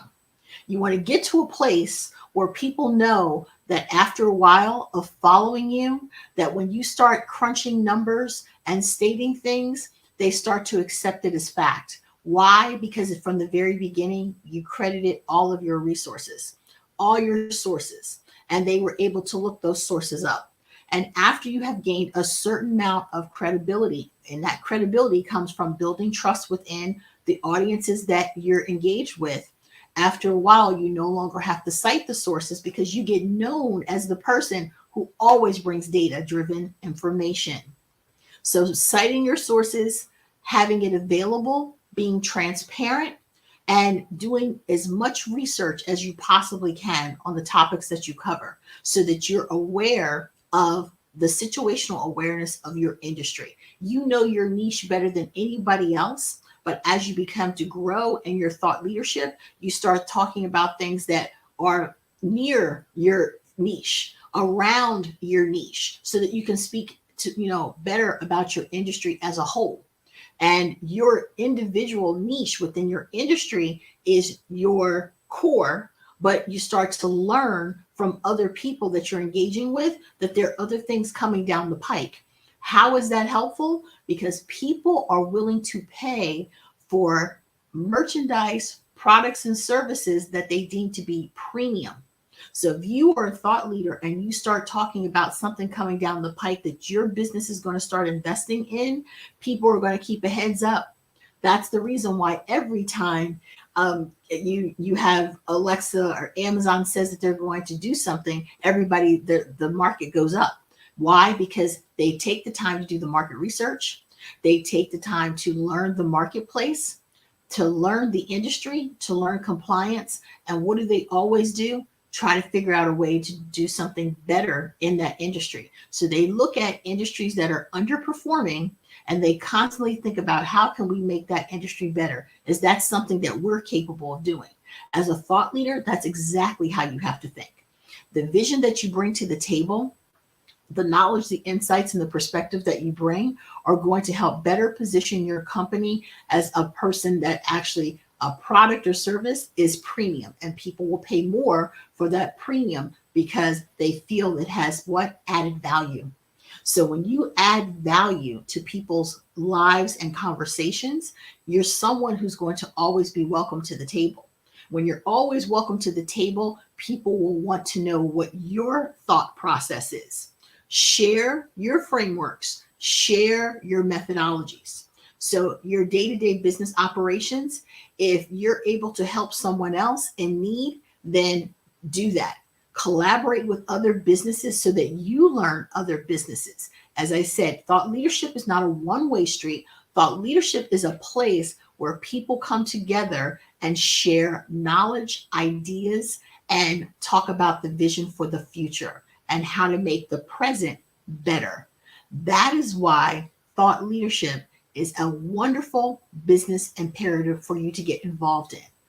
So thank you for this opportunity. I love being here with the Black Business Network. And I hope that all the business owners out there start thinking about how you can get engaged within your community, attending churches, attending events, industry events, things that people do within your company.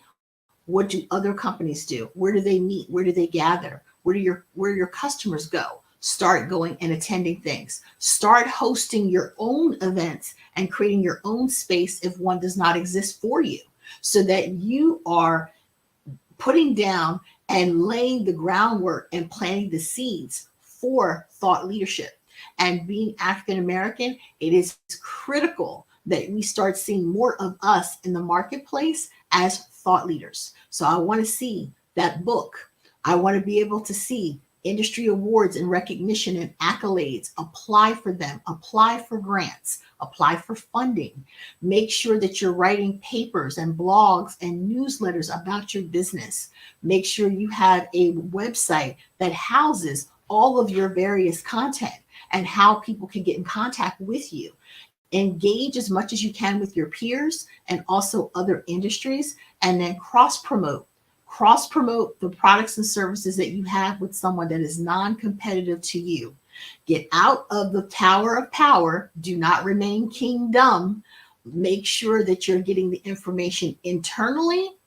You're able to extrapolate that information, analyze that information, and think about how it's going to help serve and make data-driven decisions, and then get out and do engagement with the rest of your stakeholders so that you now have a better viewpoint of how to make a decision and what's happening within the marketplace. So I thank you so much here at the Black Business Network. Again, my name is Felicia Ward. Man, that was wonderful. Great knowledge, wisdom, and insight that any business owner really needs to just really unpack, rewind, listen, really, just get into that, because it's so important as we transform our businesses to be enabled or embedded with digital technology. And when you understand that, that means your audio, your visual, everything is now led by these digital platforms. So you've got to get out of your comfort zone. I completely agree with you. Become visible. You can be very authentic. You don't have to be perfect to get out there, but to get out there, we're out here right now doing our right. Right. You have to be a few minutes. Sure. What was your interest in personal branding for you? For me, was surviving 4 job layoffs. From like the late 80s, like around Enron, there was all these mergers and acquisitions, and I would go someplace, get settled, and be like, what? You have to look again. And I kept trying to stay up with the Joneses, or, reinvent yourself, or whatever was hot at the time. And I realized that there was a point where I had all this experience, and I said, you know what? I have to stop doing that. I need to introduce myself and say, this is my value proposition. And basically, I started working then on my personal branding and realizing that that was the key. And I'll tell you a little story. I used to love to hear Lee Iacocca speak. He spoke with such authority, whether you liked him or not. He spoke with authority. Stakeholders were afraid of him. He was the E.F. Hutton of his time. And I realized he was the last bastion of the company man. You don't have that anymore. So what I tell my clients is what you have now is, if I say Clive Davis, he was associated with Sony for many years. What's the name of his label now? If I talk about JV and all these other different people that are out there that have businesses, if you're hard pressed to know the name of the business, you more know who Forliano is, and all these different people, the spokespeople for all these marketing brands. They have now become the forefront of their personal brand. So everybody knows Gary Vee, but what's the name of Gary Vee's business? Right. Everyone that's on Shark Tank, you know their personal brand, but you can't remember the name of their business, because the name of their business doesn't matter. Your knowledge is portable wherever you go. So I tell my clients, if you're into sustainability and you're working at a company that's not quite into sustainability, you're going to probably move on. Before you leave, start talking about sustainability where you are. Take the light of where you are and start making the groundwork to make the change, because then when you go to the next place, you will get asked about sustainability. So people, you don't want to be, what I say all the time, you don't want to be the company man that works for IBM, and you're great in sales. You want to be a consummate sales professional. So when I look at your LinkedIn page, it is a personal sales page, all about you being a consummate salesperson. Where you worked, it doesn't matter. Have you been a consummate salesperson, and have you delivered? That's what people want to know. So your personal brand is way more important sometimes than the company brand. And you've had people who've been really charismatic come into a corporation and have a great effect, and then they leave, and then they're hard pressed to find someone because they can't replace the charisma of that CEO. So you can't be on the wheelhouse of just trying to find someone who has this great personality. You have to really find someone that's in alignment with your core beliefs, and hope that whatever that person's personality is, that they have proven themselves in whatever their niche is. And then you're welcoming that person into the niche, So when you talk about IT and you talk about digital branding, if you're a person who's really good speaking, you got to have a podcast.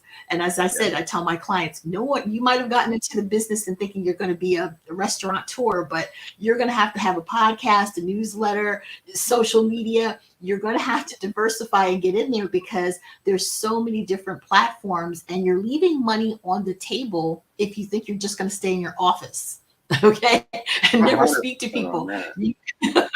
There's a very competitive marketplace. And what's the first thing, as you said yesterday, what's the first thing people do when you say you have a business? They take up their phone and they Google you. And if you're not on Google, you have no search engine optimization, and you have no profiles, people go, wonder what kind of business she has. I've never heard of it. that's on you. You can have a fantastic business, but if no one's ever heard of it, they've never seen it. And you have to remember the platforms are not for you, it's for your potential ideal customer. Correct. So someone that might be older that has the time to read your book, that's what they're going to pick. Someone who's a little bit younger, they're going to go to the gram. Someone, you know what I mean? Someone that likes to dance, they're going to go to TikTok. So you have to have a lot of different content, the rabbit hole effect, 7 hours of content, something like 15 different interactions for people to even know you're in the marketplace, because that much more competitive. So then if you add thought leadership onto the top of the personal branding, then you're really rocking and rolling, because they see you, they hear you, and people want to know who's the person behind the business, because there's a lot of businesses out there. The Darijan Liquor Company, I used to work with Absolute. Absolute is not the number one liquor company in the marketplace, but they've positioned themselves that they're number one, and they're global, and their brand is fantastic, and everybody knows who they are. So when you hear another liquor company that owns 65 liquor brands, you're like, never heard of the brand. Right. That was a decision that they've made. You know what I mean? They made a decision not to promote their parent brand, just to promote 65 different brands. And it works because those individual brands are okay. But I think the better play is to have been more like Absolute, where you have this fantastic global brand and people collect your merchandise, and the perception is that you're number one, even when you're not. What you just said, everybody, it's a great quality. It is. But you have to be authentic. It has to be the truth, but you have to lean in on it. And I want our audience to truly understand this one factor. This is a fact, not opinion. Your personal brand, and let's just use LinkedIn as an example. Your personal brand will get 540% more engagement and interaction than your company page. That's just soak that in. 540%. So if you're not out in front of your brand, or if you haven't designated someone to be that spokesperson for your brand, you're leaving 540% of potential is really off the table, just because of that one fact on the table. So and you know what? And to add to what you said, to underscore that is so true. How many people follow their company, phone company, or their gas company or electric company? So people don't follow business pages because they don't have a personal relationship with those particular companies, even though you have business with them. So it's the same thing on LinkedIn. I have a company page, but I have probably, way more people, 5 or 6, maybe 7,000 people following me on LinkedIn, 10,000 on Instagram. But I go to my company page, people are hard pressed to get 1,000 people to follow you on your company page, because it's kind of boring. Like, you're just making announcements of what you're doing. But when you're on your personal page, you might talk a little bit about your day, or what you just encountered, and challenges that you have, and it creates conversation. And that's what the purpose of the content is, to spark conversation. So I wanted to get that out, to stop selling, serve. Stop thinking about selling your product and service all the time. And every time people give me their pitch, they want to tell me all about their products and services. And I'm like, don't do that. Instead, tell me how you can be of service. I say that I do, so that we can start building a relationship. That's why when people DM people and they block them because they're like, I don't know who you are, but I just got sent a 55-page proposal. Like, who is this person? People do business with people. Okay, people do business with people. They don't do business with business. So when you say, I work for this great company, I kind of course correct my clients and say, I don't care what company you work for. It matters not today. People want to know more. What does that company stand for? And they're like, well, what do you mean? And I say, MCI, Sprint. There's a bunch of companies that no longer exist. So you can't go off of the fact that you work at Johnson & Johnson and you worked at IBM. They were number one back in the day, but tomorrow they could tell you tonight that Walmart closed. So now who are you? You know what I mean? So you have to make sure you're properly defining yourself and clearly having your messaging that I'm a person who does this, that brings this value, that happens to work for this great company. But if that great company doesn't work anymore and I have to go work at a smaller company, am I less than because I work for a smaller company? No, I've shown what I can do. I've shown my value proposition, and I'm working for a boutique company now. Word choice, not smaller, boutique. And I'm doing exactly that plus more with the engagement. So that's how you have to like help define it for people so that they get the clear picture of what you said. I love what you gave the example yesterday about comparing who your ideal client, who you wanted to be your ideal client versus your own profile. And it didn't match up. Like you had a lot more work to do. That's what you have to do. You have to physically and pictorially show people that this is a different marketplace, that people are visual. And you forget we live in an information age. They say that, you know, whether you're a recruiter, you're an executive buyer, that people have already done 67% of their homework on you before they ever talk to you. So they've already looked at your profile, they've gone to your platforms, they've read your content, they have a pretty good idea as to who they're going to be speaking to. And the last thing they do is call to speak with you and meet with you.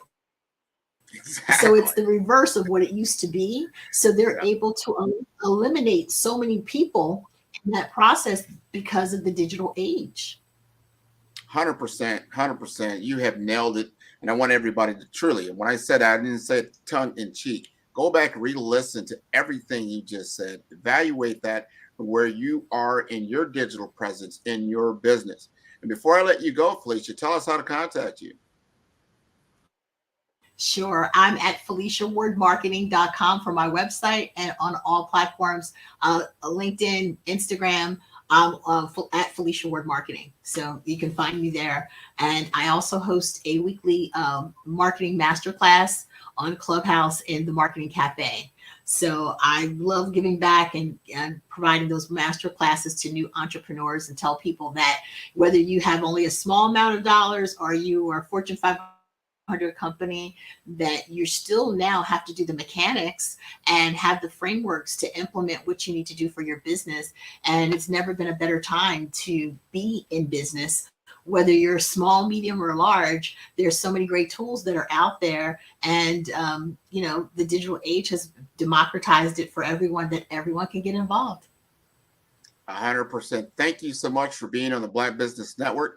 Genius is coming, and I'll see you on the other side.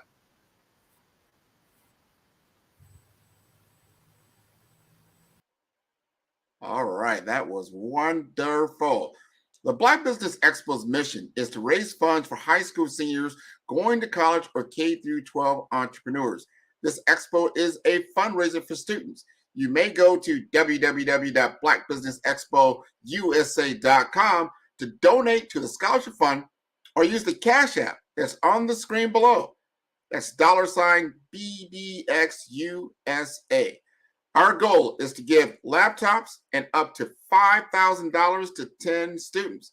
Students can register online at www.blackbusinessexpousa.com. Every dollar counts, so we want to remind you to donate to the scholarship fund. We'd like to thank our Black Business Expo USA sponsors for December 2023. NC100, Moody Capital Partners, Suede Soul, Lotus Rocher Coaching and Training, The Hello LLC, Carolina, Virginia Minority Supplier Development Council, Step Management, 5-Star BDM Media, BHS and Associates, Margie McLean Foundation Incorporated, Genius is Common, Earth Essentials, Milani Shiny Global, Executive Woman Success Institute, The Quality Coaching Company, Superwoman Business Services, Creative Force Studios, Lee Entertainment, Artistic App Design, Black Business Expo USA. Genius is Common, and I'll see you on the other side. Hello, I'm Dr. Madeline Ann Lewis, President and CEO of the Executive Women's Success Institute. And my genius is helping women accelerate the path to success. You know, I was blessed to have strong women in my life who encouraged, motivated, and pushed me to do my best and to never even think about giving up on my dreams. So I say to women, we must show up to rise up. We have talents and potential, but who will see them if we don't speak up and get noticed? I know that women are a tremendous resource on this planet, and there is nothing more fulfilling than helping a woman tap into her full potential. I do this because I want to be a part of helping as many women as I can to show up, to rise up. I do this because genius is common.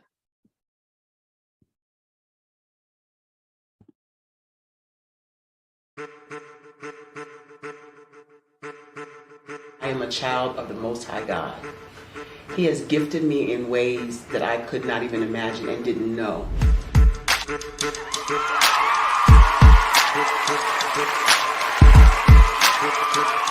There was a time when I didn't know who I was. I listened to other people tell me who I should be, what I should do. I listened to people telling me that I should be a boutique owner, that I should be a construction manager, that I should be a laborer. Have you ever felt like you should do something else, be something else, go somewhere else, be wherever you wanted to be, and you felt like you were in a box? Anybody in the room? And you couldn't get out? Anybody in the room? And you kept trying to go and you couldn't get out? Anybody in the room? But let me tell you, you need to rock the box. Rock the box.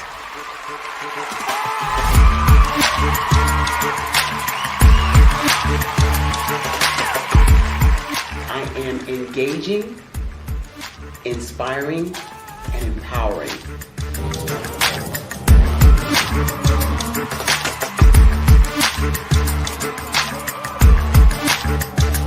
I would give you everything I know. Just by touching you, if I could, by osmosis, give you every single thing I've learned, I've gone through, I know I would. We know that's not possible, but as it is possible, I love to share information with people. Some of you out there, people have told you that you can't be, you can't have, you can't do. But I will tell you, like Kingston said, you can, you must, and you will. If it's to be, it's going to be me. You got to say it. If it's to be, it's going to be. If it's to be, it's going to be. If it's to be, it's going to be.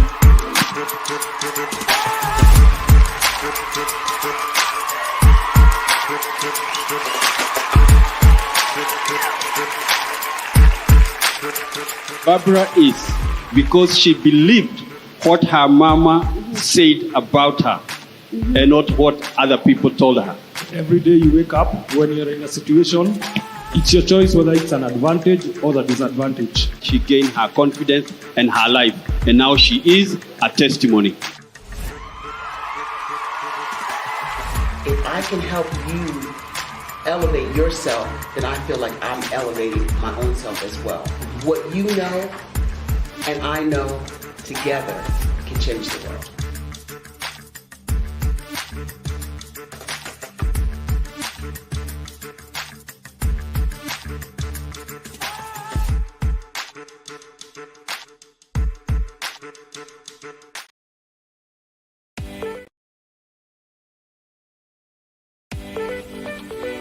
You are in the right place at the right time. The Black Business Network opens again for its Black Business Olympics, a 24/7 broadcast on business, strategies, global branding, social media marketing, finance, advertisement, and much, much more. featuring the top, most powerful entrepreneurs and speakers and thought leaders from all around the world as they gather together for this phenomenal event. Join the Black Business Network streaming live into the metaverse, STEM City USA, Black Multiverse, Pod TV, Roku, Hulu, iHeartRadio, Apple TV, YouTube, TikTok, Instagram, Google Podcasts, Facebook, LinkedIn, IBM TV, Spotify, and Twitch. Tune in today and be a part of this amazing movement. The Black Business Olympics welcomes you.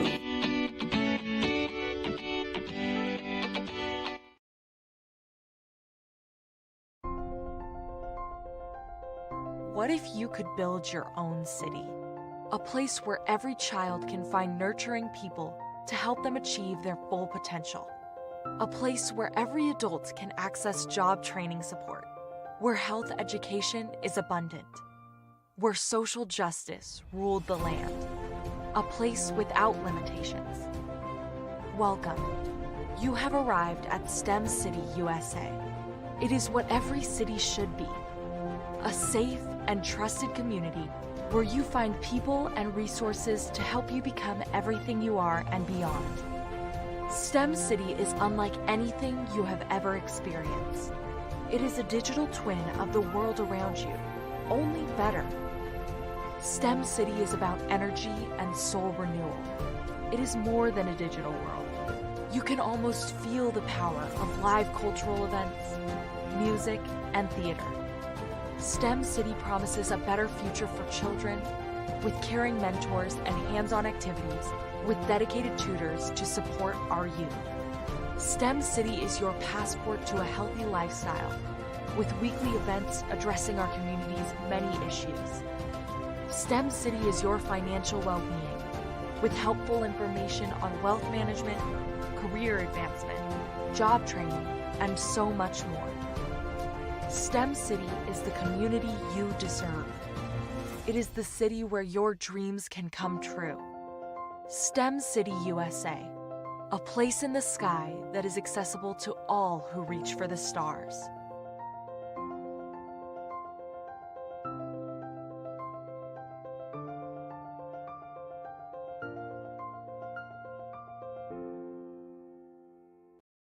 Content creators, welcome to Fave Unite TV. Hey, are you struggling with having your content stand out from the crowd? Or is it that you're overshadowed by others who have more resources, followers, and influence? The good news is wherever we are, you are too.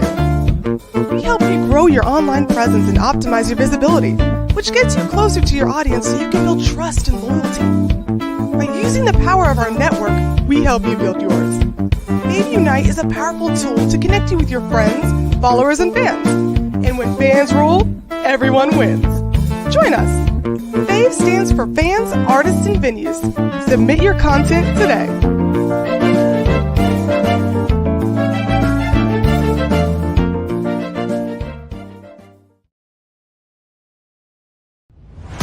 Social media is evolving. It's more vibrant, more colorful, more energetic, and so are you. It's not just photos anymore. It's video, it's audio, it's subscriptions. And now there's Fanbase, a new monetized social network. Fanbase delivers the complete native app experience with full content monetization for every user. No algorithms that shadow ban your engagement or growth, and no ads. Follow anyone for free and subscribe directly to your favorite creators for $4.99 a month. Plus, show some love by tipping on any post. Also, make a Fanbase page and monetize your content the same way. Finally, connect with your followers by posting the amazing content you already create. And now, get paid for it. It's time to energize and monetize, because everyone's a fan of something and everyone has a fan base.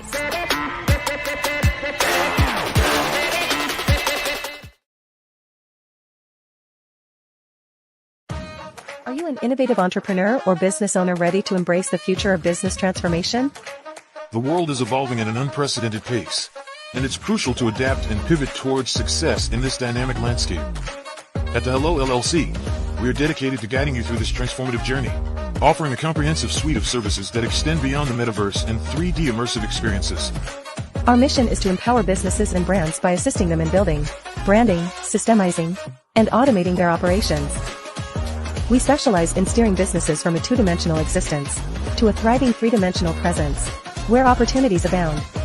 We help businesses harness the power of technology to work smarter, not harder, enabling them to operate efficiently and stay ahead of the curve. Our diverse range of services includes: Our Biz in a Box is a complete business solution package designed to jumpstart your entrepreneurial journey.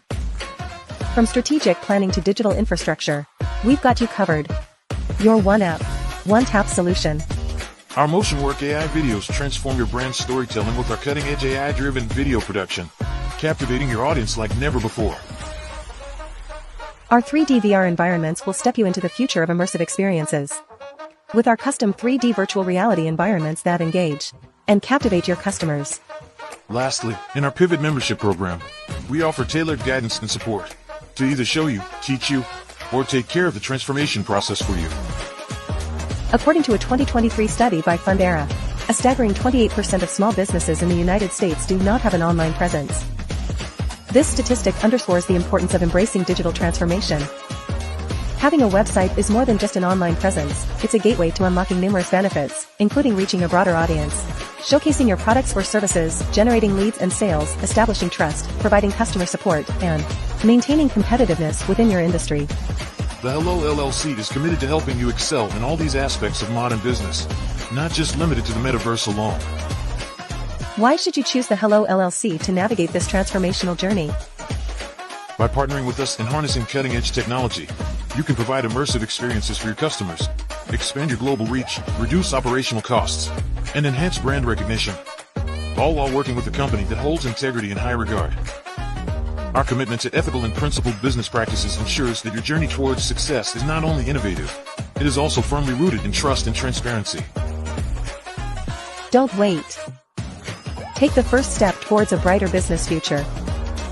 Contact us today to explore how we can support you in developing a remarkable digital presence and immersive experience that will leave a lasting impression.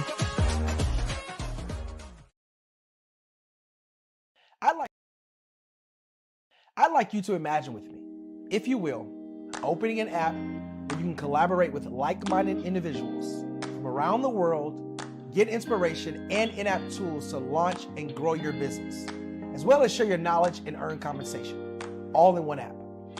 Well, the name of that app is Truso, short for Truly Social. Hi, I'm Matthew Newman, the founder and CEO of Truso. A new concept in social media, Truso is designed from the ground up to be a platform that's both social and empowering for all its users. How exactly do we do that? I'm glad you asked.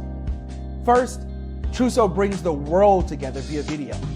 Psychologists assert that video provides a significantly more effective connection than audio only. When you enter a community on Truso, you're face to face. Second, on Truso, you don't have to have 1 million followers to monetize.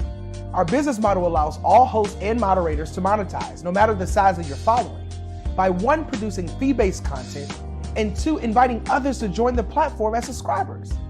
Even more, Truso has an in-app resource library with over 100 free resources, forms, and documents to help you build your brand and grow your business. Third, Truso is inclusive. The deaf and hard of hearing communities make up 360 million people worldwide. Unlike audio-only apps, Truso embraces this community, providing a networking platform that allows them to participate via video and closed captioning. We even have a deaf and hard of hearing foundation in the works as well. Fourth, Truso is both social and safe. We refer to Truso as a virtual extension of the beauty shop, barbershop, and brainchild of the community. A place where there's laughter, along with wisdom, growth-oriented conversation, and genuine connections in a safe space.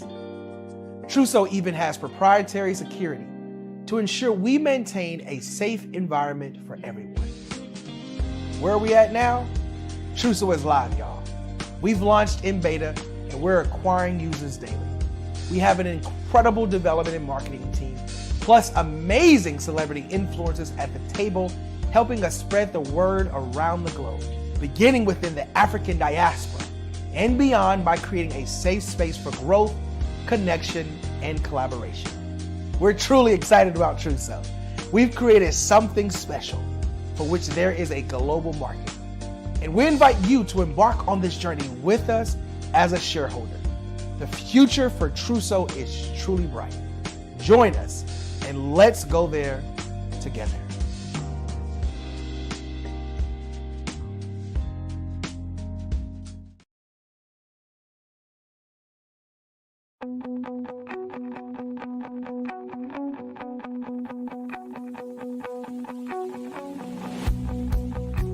I am Black business.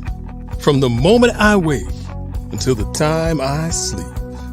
Yes, I am Black business. I am Black business. Tell me, are you Black business? I am Black business. Do you support Black businesses? Listen, I support Black business because I am Black business. Black Business Expo, one of the largest business showcases in the history of Black business in the world. The world! Sign up today at www.blackbusinessexpousa.com or call 919-308-9090. I am Black business.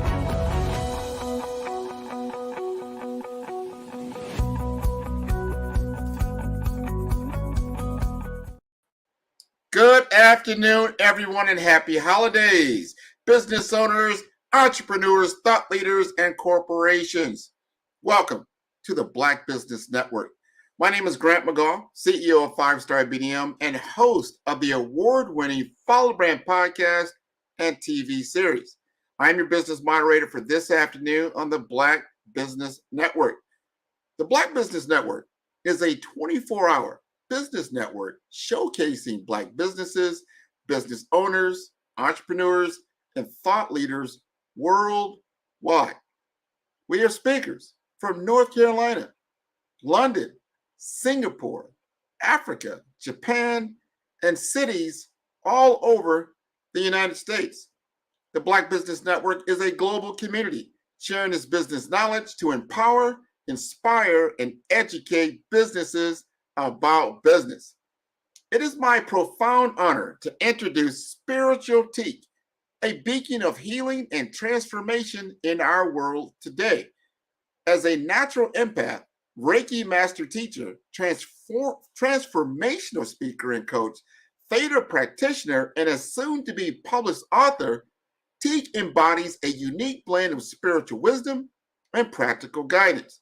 With her innate abilities and deep understanding of energy work, Teak has devoted her life to empowering individuals to ignite their true power and rediscover their purpose. Her journey as a rising galactic star seed has been dedicated to supporting others in their quest for self-realization and healing. Teak's mission is vast yet focused to impact 1 billion lives through her healing work and inspirational content. Her influence extends across global platforms, touching millions with her profound insights and transformative teachings. With over 2 decades of experience in nurturing the mental, physical, and energy bodies, Teak has been a guiding light for those seeking change and growth. Her mother's words ring true. Teak has indeed been ready from birth to guide others in rediscovering their truths and unlocking their full potential. Please join me in welcoming Spiritual Teak, a visionary leader whose work not only enlightens, but also elevates the human spirit. I give you Spiritual Teak. Oh, Grant, you can bring me on stage anytime. Thank you, beautiful soul. I was sitting here buzzing. I was saying, oh, okay, Grant. That is all you. I love doing that. That is beautiful. Thank you for joining us. Thank you for your energy and your wonderful spirit. It's a connection, isn't it? So Yes. you brought the energy, and then I'm here to join you in this platform so we can see what we can share with our people. Yes. We've got to get to know you. This is a perfect time to talk about these things. A lot of people are trying to find themselves, trying to get their purpose, their why. Why am I here? So tell us, what started you on your journey to start this healing work? Well, you know what, Grant? I always start whenever someone asks me that question, right? I always laugh first because I feel like I got born and I came out my mama's womb going, oh yeah, I'm back here again to do this. I remember. It's the realization that, I'm going to start like this and say this. When it's starting on my journey, I knew when I incarnated that I was back here to do something really, really profound to help people. And so my nickname used to be Talking. Well, maybe it still is Talking Tika, if you ask my mama. But, and that is because at a very young age, I was going up to people to tell them their truth. Now, back then, things were not necessarily as accepted as they are now, or starting to be more. People are starting to become more aware or being more outspoken about, spirituality and what that means to them. And so for me in the beginning, it was a very sort of, granted, it was a little secretive situation. So I felt like I was living out of two lives. I had this inner knowing, this inner connection with spirit, the things that came into my mind's eye, the insight. And then I had, the other side of me that people seen where it's like, okay, well, she's an academic, she's into school, she's doing this, all the things that people would expect, a young person to be doing. But it was a hardship, I would say, because, when you're not living authentically and you feel like you have to live out of two worlds, then it impacts the vessel. And then I had to make a shift and say, but I am both. And I can't live in two different worlds. I have to merge them into one, which meant that I had to be confident standing in my truth, being a spiritual being. And that took a little bit of work, Grant, in all truth, but it got me to where I am today. And that's important. You have to live your authentic self. It's okay to be who you are, especially like you said, this is 2023. You have to be who you are. Life is short. I think the more you live, you understand you have a short episodic time. It's your story. We're expecting you to take the stage and live your story because you are the authentic piece to this puzzle we call human life. Absolutely. Now, we need your definition. How do you define spirituality? What does spirituality mean for you? Well, you know what? Spirituality means for me is how I connect with my God and my creator. And I do my best to get away and step away from religion and spirituality because, I grew up Christian and I still hold those core values. And sometimes I meet, I'm going to use the phrase new age people. And they're like, but you went to church? Of course I went to church. That was my upbringing. It's very much so a part of my fundamental being to this day. But I have a deeper sense and understanding that we are not just the only ones vibrating on this planet. I have a connection with what we call energy. Energy is everything and everything is energy. Science will tell you that. But in the same breath, that expansive hypersensitivity to energy. So when I think about spirituality, it's the connection to all things, okay, and having the awareness of being connected to all things. And so I call it like levels of awareness because my level of awareness, Grant, will be different than your level of awareness when it comes to your spiritual journey and what that means to you. So I might say to you, Grant, I can hear the vibrational frequency of a tree. And you might look at me and go, all right, T. But that's a level of awareness because I see things in my mind's eye and the trees are alive. They do vibrate at a certain frequency. But to say that and attempt to make that a norm will frighten some people because they're like, that sounds weird. But I can only normalize who I am and say, well, actually, the tree does vibrate at a frequency. And now there's technology you can put onto a tree and you can hear the signal, the frequency. So again, you know, things are starting to merge science with spirituality and people are beginning to see that what we're talking about at a baseline is energy. So when I look at spirituality for me, it starts with my core way of being. I know that I'm a spiritual being and I have to go up here with my hand, right? I know that I'm a spiritual being having a human experience. Yes. Okay? And that's the important piece of this. You know, I'm not a human being having a spiritual experience because they don't work like that. No, yeah, it's an understanding and an awareness, as you just stated, very much aware. Trees do vibrate. Everything does have a frequency. This is how we're talking to one another right now because of an established frequency. You know, I'm in information technology, so I understand that without being attuned to the same frequency, we cannot have a continuous conversation like we're having right now. So your ability to be able to communicate at that level is great. People have, I just probably like a billion Christmas trees. I mean, it's maybe not that many, but there's a lot of Christmas trees in people's homes right now. A lot of people don't really understand why that is. What does that tree represent? A lot of times people don't understand that tree actually represents the universe, the actual universe, right? Absolutely. And I'm grateful that you brought that up because a lot of people gravitate. There's this book by Michelzvik called The Flower of Life. And it merges sacred geometry and talks about the different symbols, etc. But there's a tree of life, and so when you break down that symbol and what that actually means, but we are talking about the fabric of the universe. We're talking about when you can break down the symbols, the sacred geometry. We're looking at mathematics as well. So again, we're about merging things together in that sense. And when I think about a tree, and you think about this, the tree, the tree is life. When you watch the seasons and the cycle, right, it goes through change. So through each season, spring, you go through fall, the leaves fall off, you go to winter, it's a bit of a calm season. And then you get into spring, you spring forward, and then summer is all bloom, right? And it's a bit like our lives. And I seem to tell people that when you're on this spiritual journey in this path, you got to honor the season that you're in. And then you got to honor how you're growing in that season and being patient and kind with your vessel. So for me, even tapping back into what you're saying about spirituality, every part of what you're doing is spiritual because you're connecting to the frequency and the fabric of your life and when the moment that you are in. Awesome. Like that. So we've established our baseline. We are in the tree, right? There's twinkling lights. People don't realize those twinkling lights are actually the stars. That's why they did that. Mm-hmm. So now we got that out of the way. I want to understand what a Reiki master teacher is. Help us understand that. Mm-hmm. I sure will, Grant. That means I got these healing hands.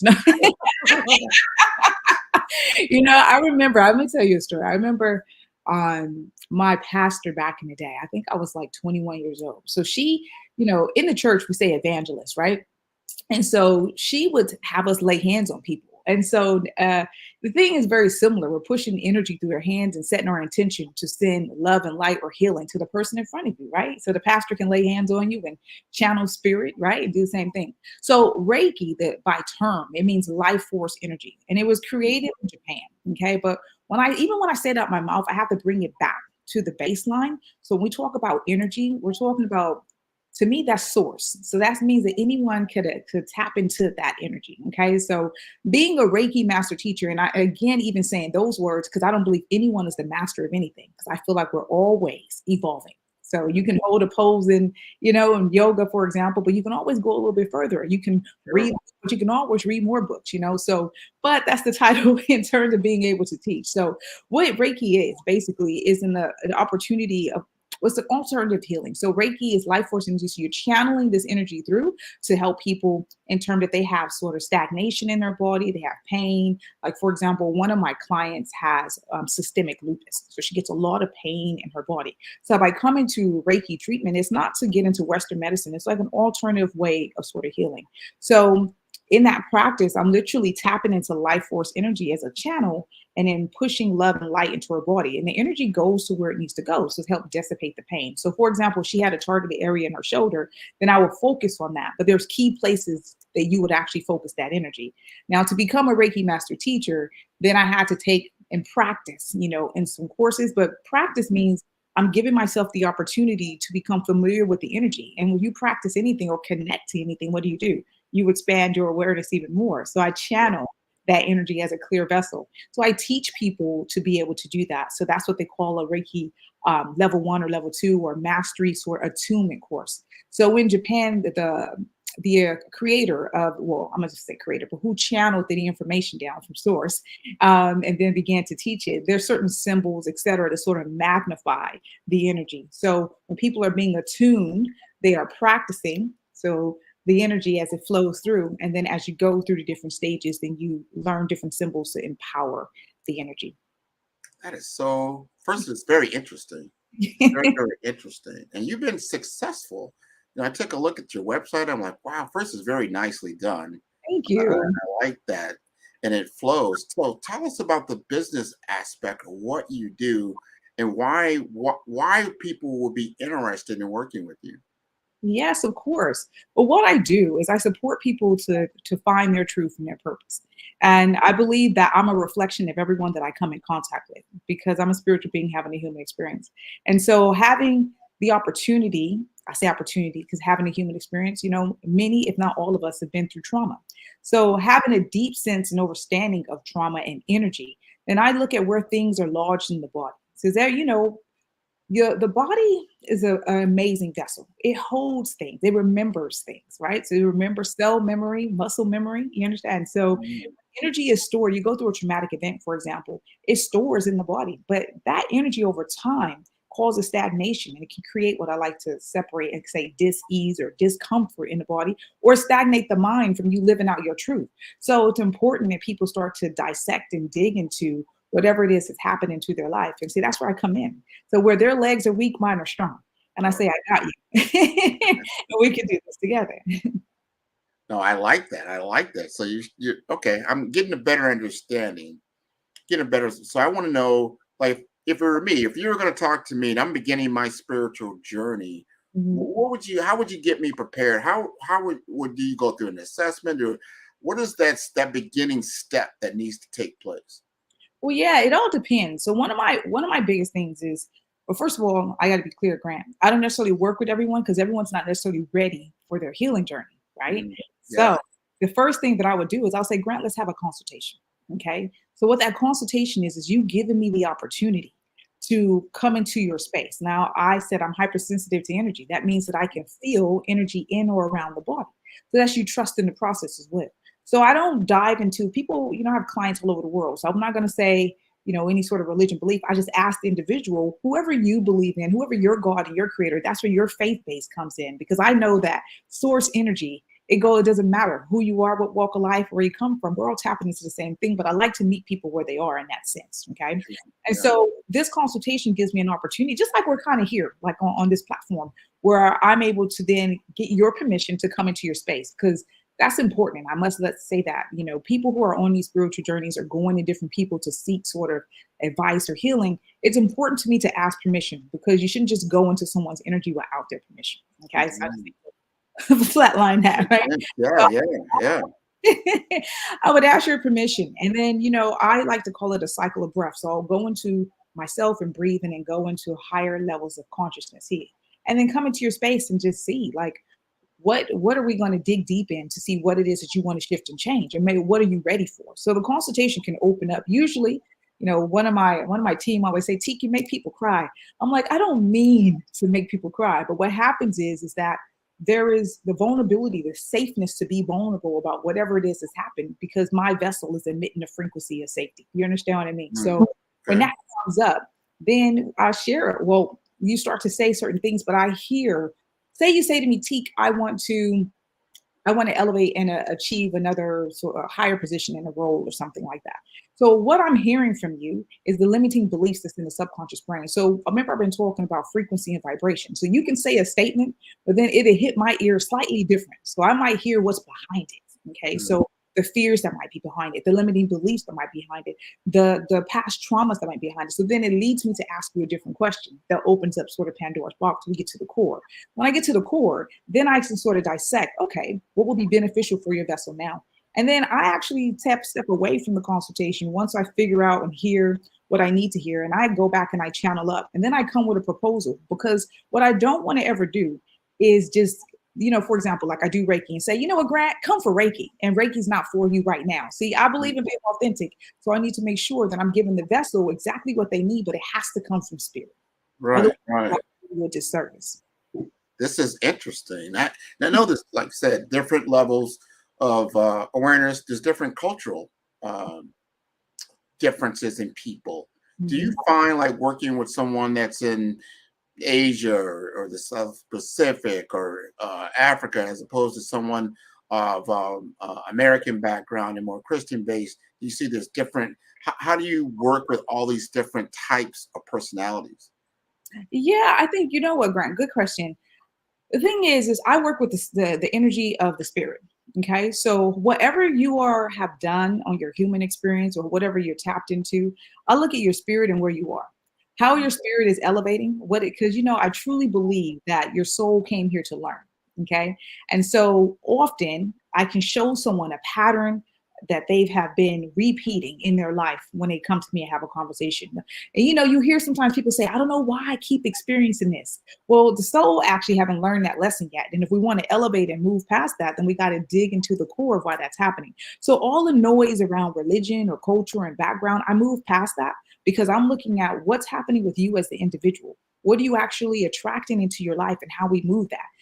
Like I have some cancer patients. Okay. So now, without getting too deep, I just want to give an example because we're talking about energy and frequency, right? And that you were speaking about from technology standpoint. So, but if dis-ease holds a certain vibration, that means if you can start raising the vibration, then you can create change.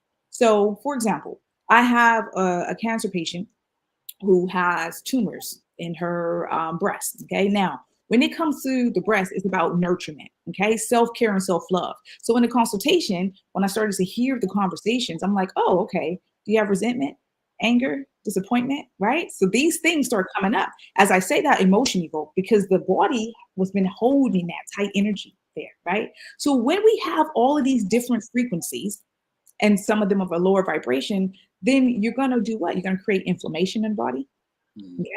You can eat certain foods that will contribute to the tumor growing. So I look at the mind, body, and so I look at everything holistically. So, again, it's not working necessarily with the cultural aspect. I respect it because some people come, for example, like African spirituality, to be full, Grant, I don't practice any sort of religion in that way. I keep it to source and spiritual energy because I think it complicates matters.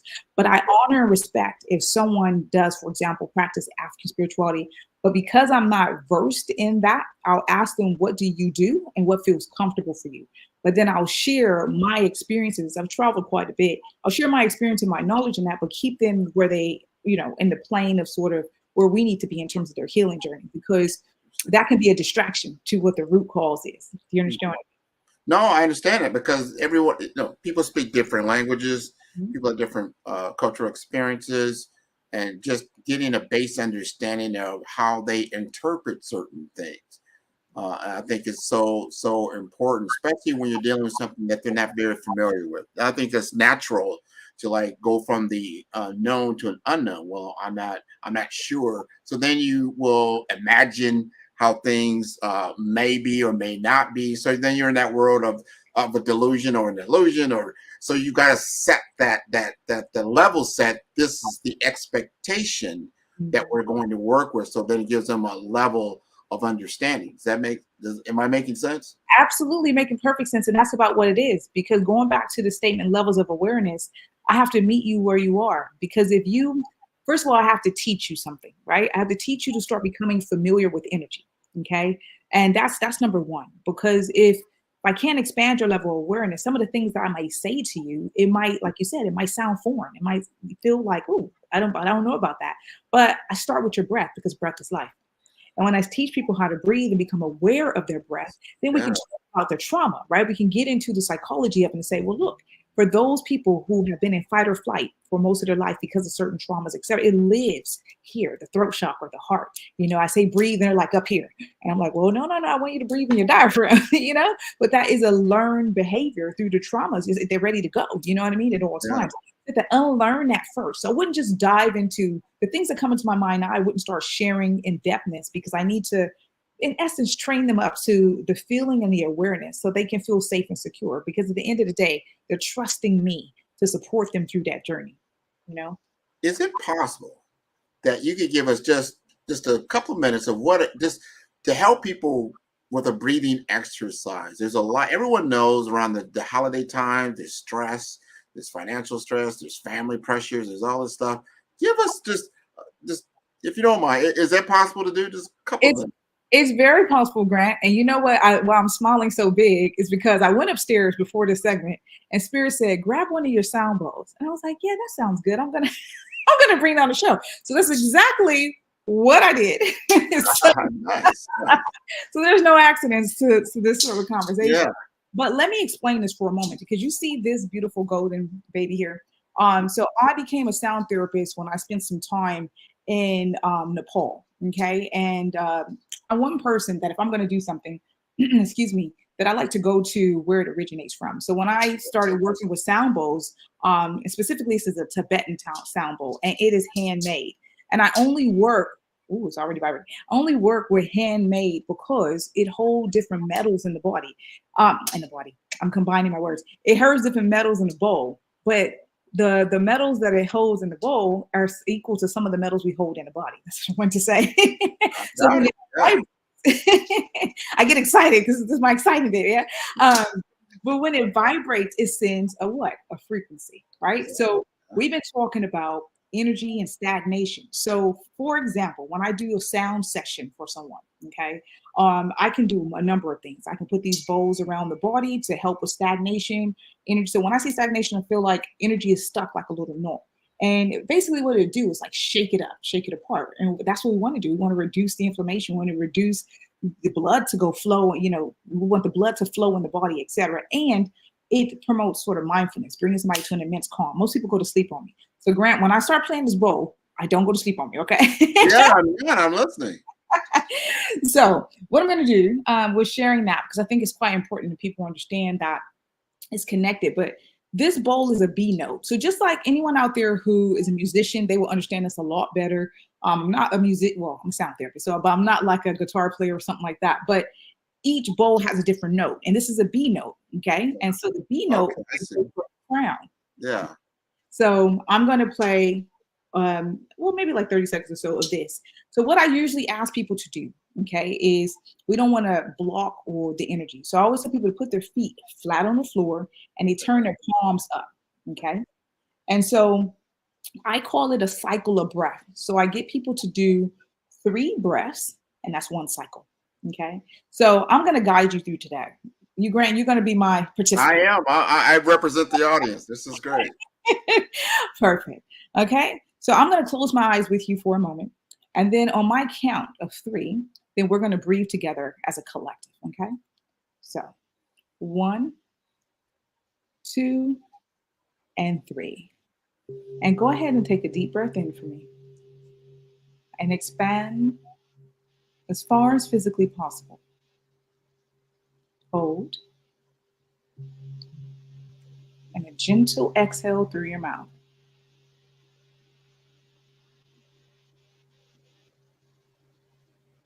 We're going to do that 2 more times. Inhale, I'm going to say divine white light and healing energy. And then hold that vibration for me. Now slowly exhale through your mouth.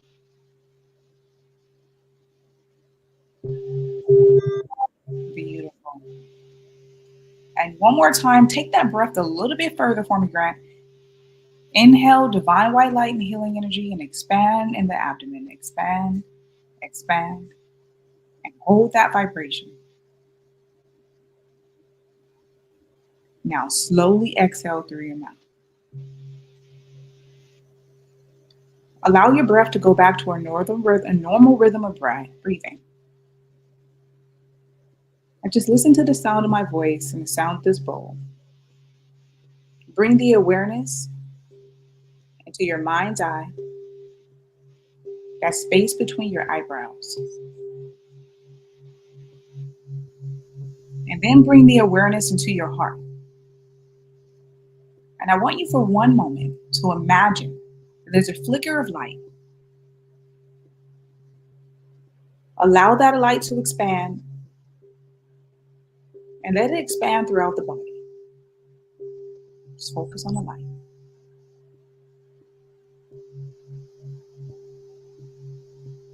Expand, expand.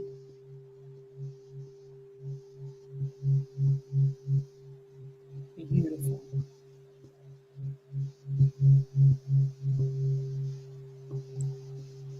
Bring the awareness into the base of the feet. And I want you to imagine, just like a tree, their roots began to grow, securing you into the earth. And let your roots grow as far and as wide as you can imagine.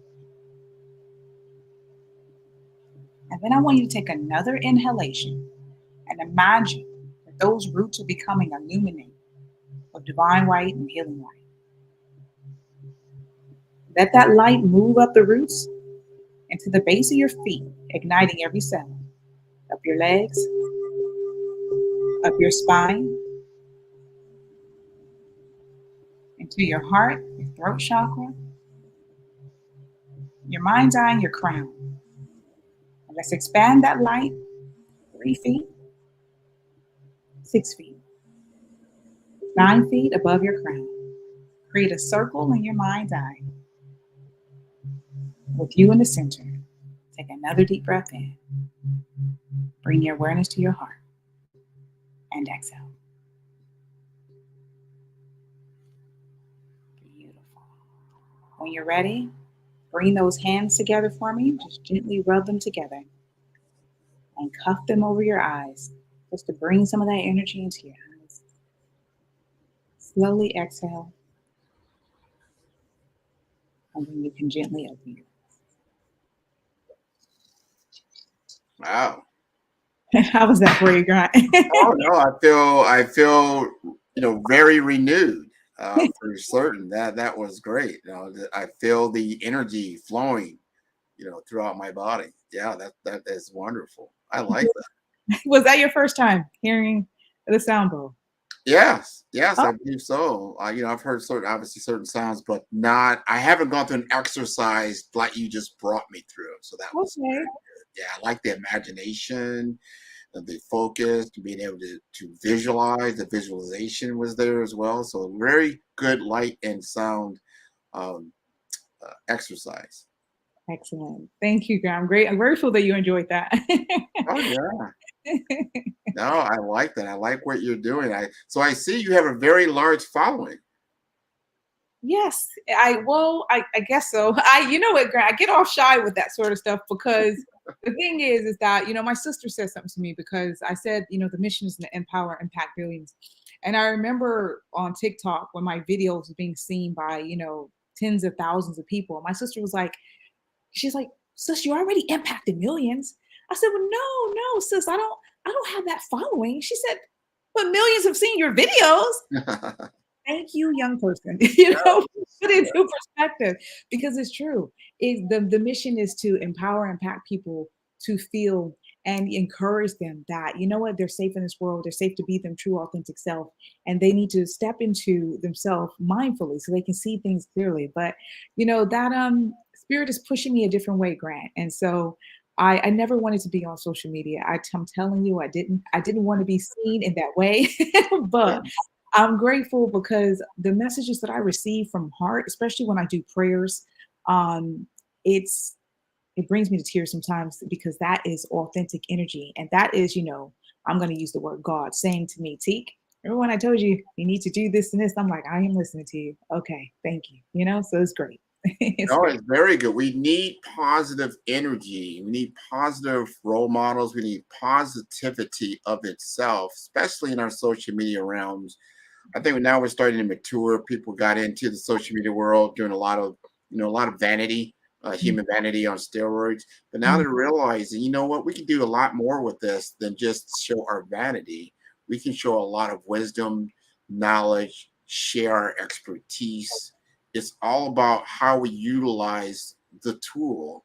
And you brought up something earlier that I really like is like what you focus on is what comes into your life. Right? So I think you're bringing forth a lot of positive focus. Just like now, I think a lot of people probably tune into the show and they're expecting a lot, business, and then they see like, wow, you know what? That was actually healing. That was something I wasn't expecting, and I felt better for it. And I want to thank you around that. So we've got a few minutes here, Spiritual T. Tell us more about, especially when it comes to you had mentioned something around some testimonials. Do you have other, like, how have you helped other people? How have they just been touched by what you've done? Well, you know what? Thank you for asking that, Grant. I do things in a number of ways. So, I speak at different events and I show and teach people how to dive into their energy, a bit like what I just shared with you, but on a deeper level. I host retreats. So I've been hosting retreats for the Divine Feminine for a few years now. And I launched my first one for men this year because I'm realizing that there's a lot of people out there focusing on Divine Feminine, and we need to focus on Divine Masculine as well. And so I support people on a deeper journey through retreats because I have more time with them. I do one-to-ones and a lot of transformational work. I do that coaching element so where I can speak to them one-to-one and support them on their journey or whatever part of their journey that they're on. So I feel like with me it's limitless. You know, I host events in the community. I'm about to collaborate with some beautiful twin sisters where they have a soap making business. And I said, you know what? Let's do something mindful. Let me add some, a bit of sound. I was at the Yoga Show, which is a major event here in England. And I realized that people were longing for that connection. So I had I don't even know, like 70 to 100 people in this little space, people trying to crawl in just to get the sounds. And I said, you know what? It was love. So when you ask me, what do I offer? I offer love, Grant. I offer my art. I offer my authenticity. And I think that that is infectious.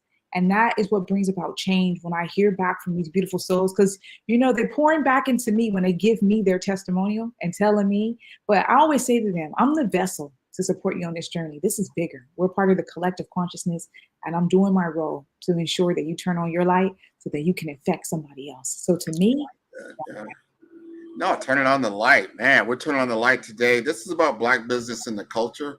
This is what the day is dedicated for. Perfect timing, as I would say. Did I hear you say you're in England? Is that what I heard? Yeah, I live in London. Yeah. Wow. It's kind of, what is it, like around 8, 9 o'clock in the evening in London? It's about to be 8 p.m. Yeah, in about 10 minutes. Yeah. This is beautiful. So we get to share this global experience with Spiritual Tea on this show. This is wonderful. This is how we share culture and in a lot of different areas. And I'm glad you're doing what you're doing. We've got about 5 minutes left here. Mm-hmm. And you've talked about a number of different things, but I'm probably missing something that's probably itching for you that you want to bring to our audience. This is such a special time of year. We just passed the winter solstice. Yeah. People don't realize what does that mean? That's when we don't have as much light on our little planet here that we normally do in the spring solstice. And I think that's what brings us to that fine focus where talk to us more about what we probably need to hear about during this time. Well, you know what? Thank you again. I always say thank you because I just need to give gratitude because I want people to understand something important too about, the solstice or the equinox. Because ironically, and it's not ironic, when I host my retreats, they're during the specific times. So I host my feminine retreat during the equinox, and I hosted my masculine retreat during the summer solstice. And it's purposeful because the earth is alive, it's vibrating at a certain frequency as well, right? So when we become more aware about the energy of who we are, but the energy of the land, and starting to realize that it's all connected. So how you may feel when the moon is in a certain place, etc. But, this month in general, and the energy around for me that I've been teaching people that's been coming up is about completing cycles. Okay. So we're in December, and the solstice, is about, that shorter time of reflecting. But equally, what I've said to people is this: I need you to start looking at your patterns of behavior. Think about this year in this time.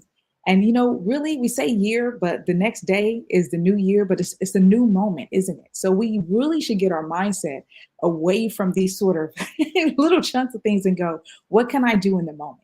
So in this moment, what I would like for people to sort of take away from that is you can change the next moment. But if you're living in the past in your frequency and you're focused on what's happening in the future and not necessarily right here, then what you're doing is you're doing yourself a disservice because the energy inside of the body is creating things that you may not want to attract. So I want people to start looking at those patterns of behavior. I want them to start going deeper inside and saying, well, what can I do to change? As we're in this winter season, what is it that I want to shift for myself?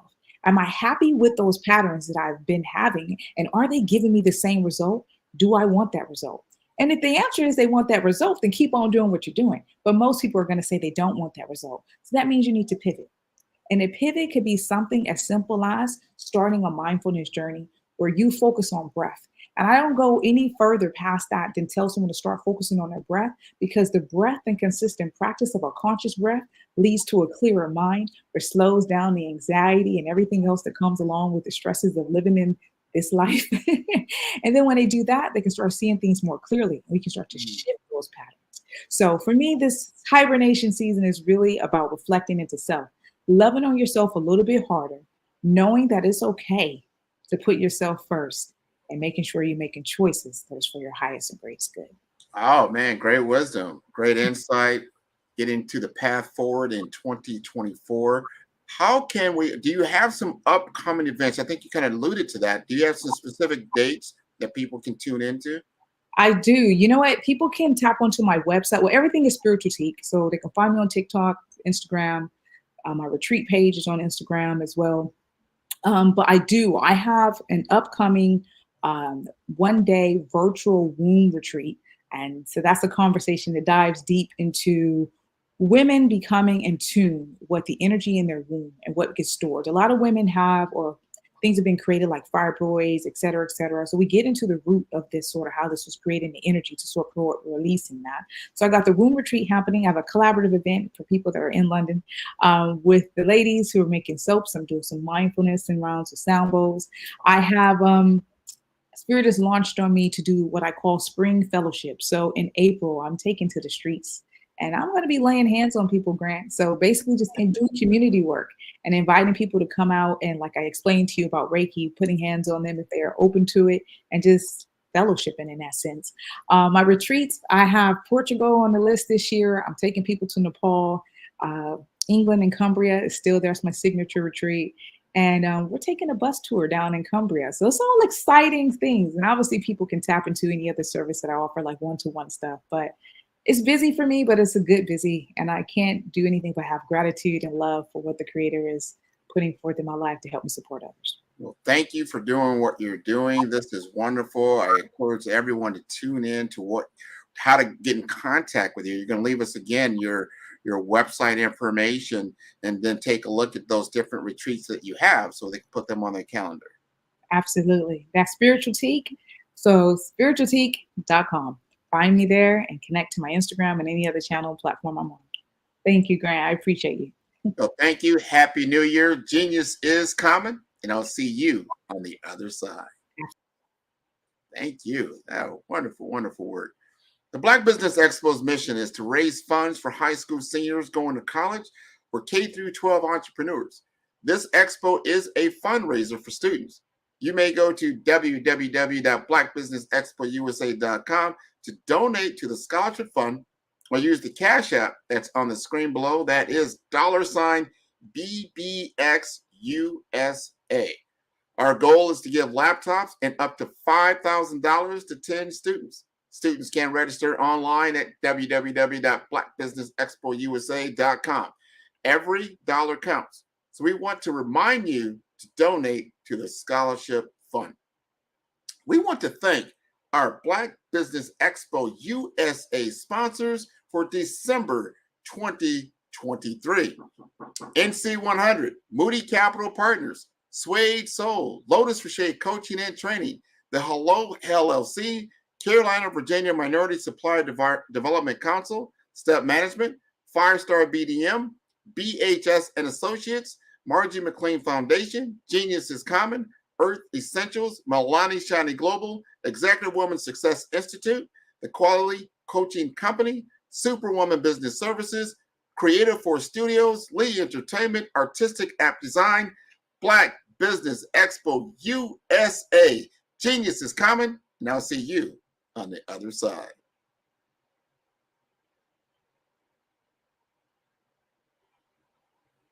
Five-Star BDM, Brand Development Masters, is a professional consulting and advisory group keenly focused on business development services for the small to mid-sized business and entrepreneurs. Although every business is unique, they often share business development challenges that can be addressed through smart branding. Services include process improvement and operations, digital strategy and transformation, business intelligence, digital marketing, and personal branding. Our business and personal branding company has helped a number of professionals and organizations to optimize and grow. This results in more business, more opportunities, better reach, positive outcomes. Visit www.5starbdm.com today to learn more.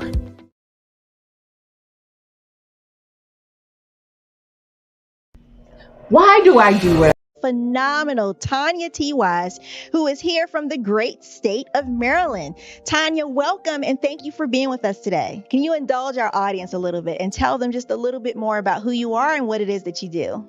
Well, I love being able to talk to people and have a magnetic attitude, being able to just show them. So I always like to say, level up is Coach at Tanya T. Wise here. So can you tell our audience, just give them a teaser about what your presentation will be about?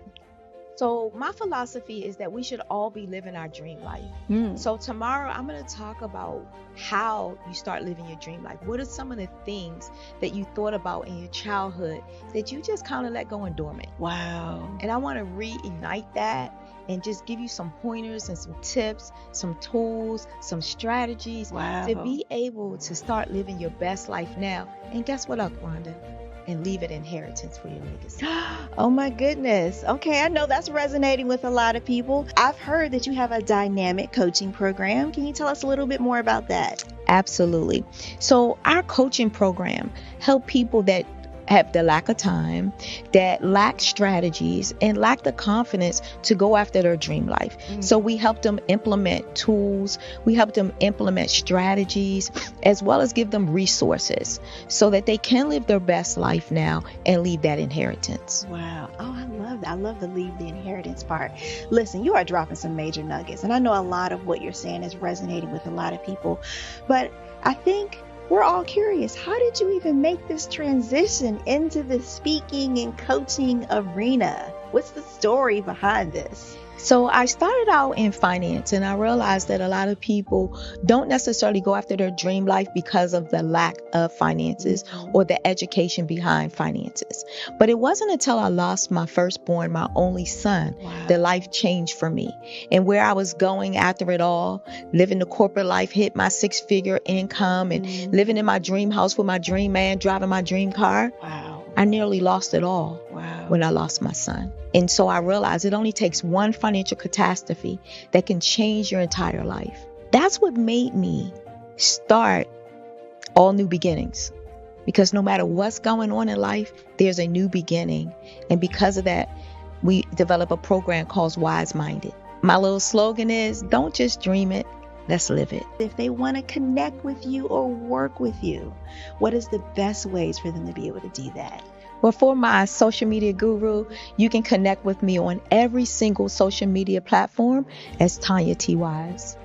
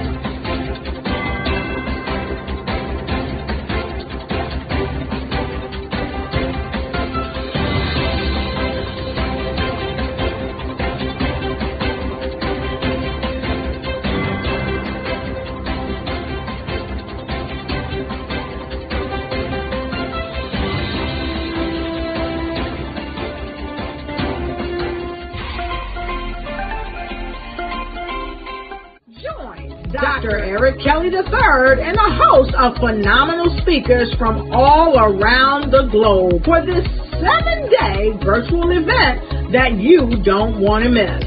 The mission of the Black Business Expo is to raise scholarship money from kids all the way from high school all the way from college. The Black Business Olympics is one of the largest Black business showcases in the world. It is an opportunity for businesses and companies to showcase their businesses globally.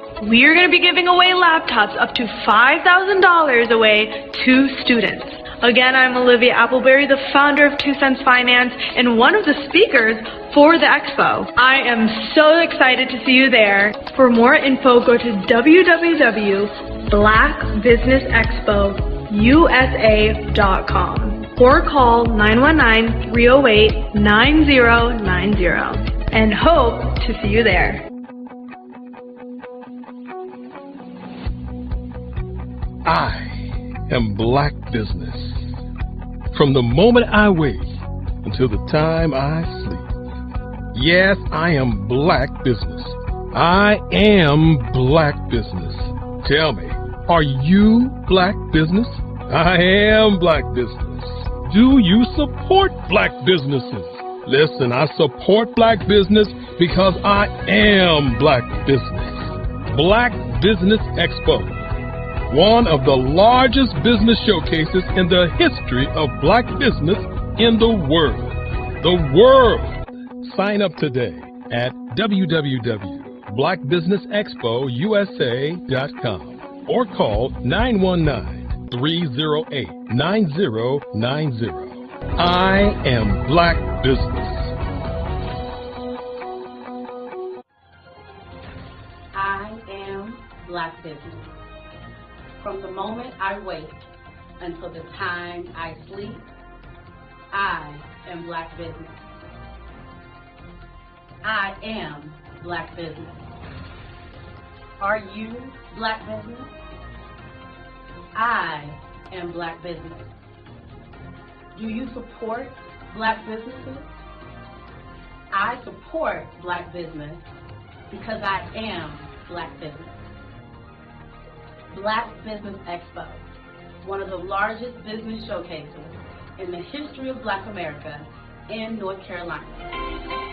Join Dr. Eric Kelly III and a host of phenomenal speakers from all around the globe for this 7-day virtual event that you don't want to miss. The mission of the Black Business Expo is to raise scholarship money from kids all the way from high school all the way from college. The Black Business Olympics is one of the largest Black business showcases in the world. It is an opportunity for businesses and companies to showcase their businesses globally. We are going to be giving away laptops up to $5,000 away to students.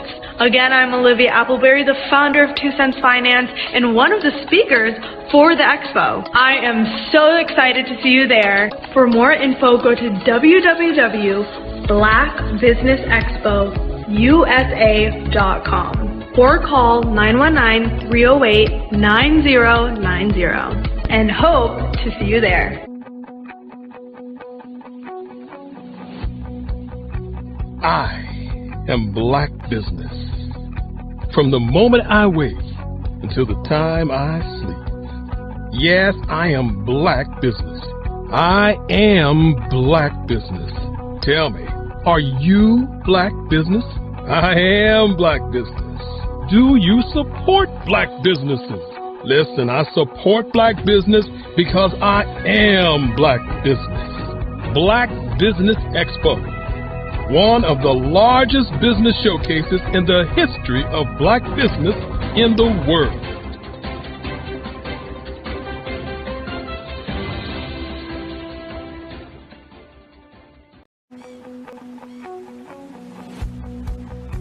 I am Black Business. From the moment I wake until the time I sleep. Yes, I am Black Business. I am Black Business. Tell me, are you Black Business? I am Black Business. Do you support Black businesses? Listen, I support Black business because I am Black Business. Black Business Expo, one of the largest business showcases in the history of Black business in the world. The world! Sign up today at www.blackbusinessexpousa.com or call 919-308-9090. I am Black Business.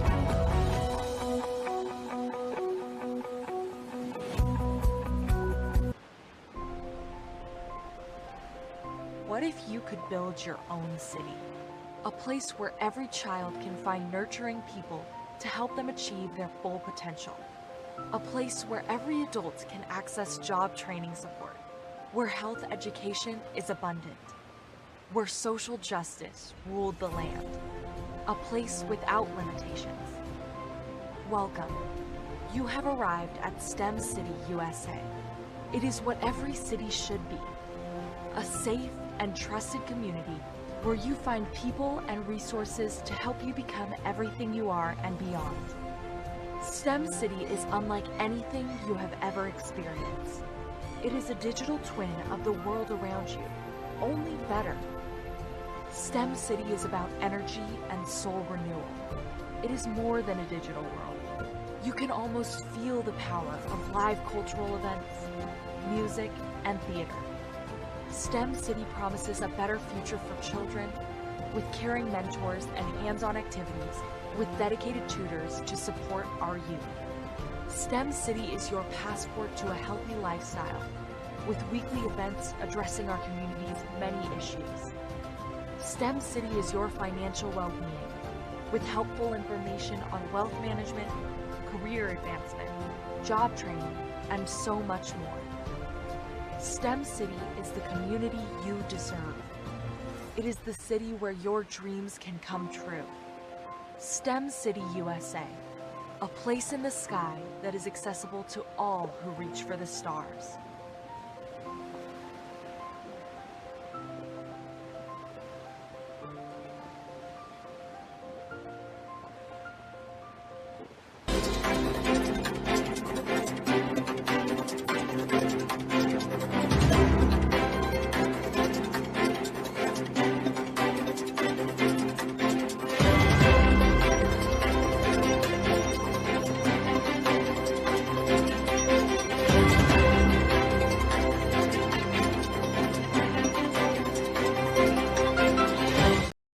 Are you a forward-thinking entrepreneur or business owner?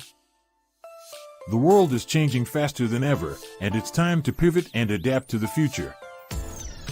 Hello LLC is here to help you do just that. Hello stands for helping enterprises leverage leading-edge optimizations.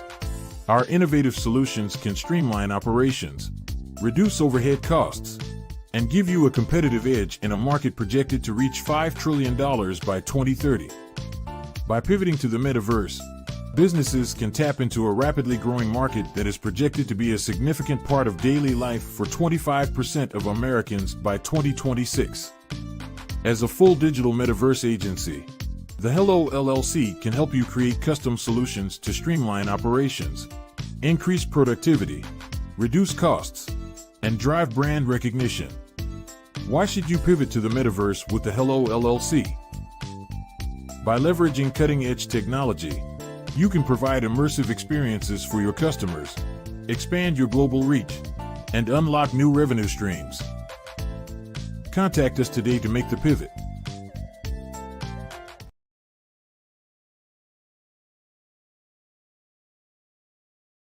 Sometimes you got to hear the news from the Black perspective, and more specifically, Black publishers. And that's exactly why you have to download the Hey Ty app, the largest mobile app delivering breaking news, videos, and podcasts from 200 of your favorite Black publishers. Yes, 200 Black publishers delivering news as it happens, literally all in one app. Go to hayty.com or download the app in the Google Play Store or Apple App Store. It's completely free, along with information that you can trust, so go check them out.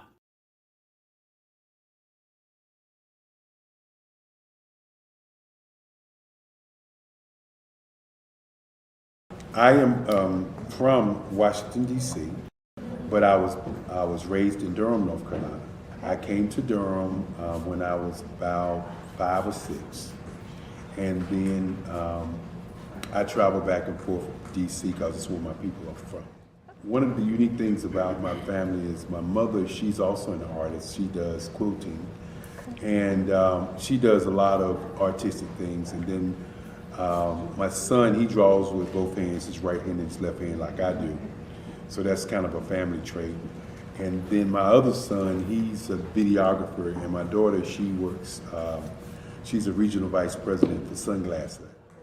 When you start out drawing and sketching, you want to continue to explore each avenue. I do pastels, I do pen and ink, I do painting, I do acrylics. I haven't done oils yet, but I try to do all facets of art. What I say to a lot of times to people is, you can't put yourself in a box when you're an artist. You have to explore. And over the course of my life, I've tried to explore different mediums. I also do sculpture as well. I choose my subjects by the intensity that they have in their faces or the intensity that somebody is moving, because I do more than portrait drawings. I also do I do abstract, and then I do figurative drawing also. Well, what happened in this particular show is that I started out trying to come up with something that would be a little bit different than what everybody else is doing. So I was working on a Barack Obama show, and they wanted me to do some paintings of Barack. And so what I did was, because of the deadlines, I kind of did it kind of fast. And then I realized when I was doing it fast, I enjoyed it. And so then I started doing other pieces the same way, and I started to enjoy those pieces also. And so I came up with this particular style, and it's a style of lines and colors. And what's interesting is that when I was in college, I did a show called Lines, Colors, and I talked about the boldness of the blacks, the hotness of the whites, and this is how this has come about, later on in my life. And the colors comes from a lot of the entertainers that I work with, where they wear different colors. They don't wear, your plain reds or your whites. They wear different colors, and so that's also another piece of what's giving me the colors. The subtitle of this show is Faces That Speak Life. That's real critical.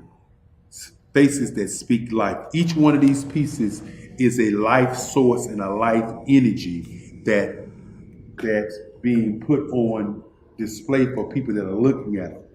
I always say in terms of my art, it's not important that I draw them. It's important what you get out of what I draw. I don't try to just draw it because you like it. People wanted me to do prints. I didn't do prints. People asked me to do different people, but the people that I choose are people that make a difference in the lives of people in the world. So the human landscape idea was, again, as I say, the lines represent your emotions, it represents your ideas, and it represents your journey as a human being. And that's why you get the different pieces and the different looks.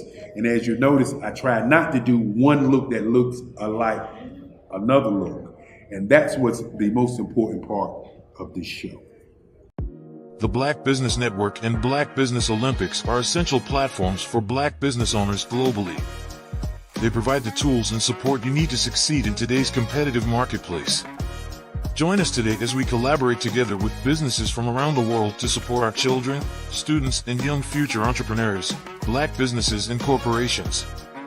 We raise funds for students going to college and young entrepreneurs who are aspiring to be business owners, and we invite you to be a contributor today.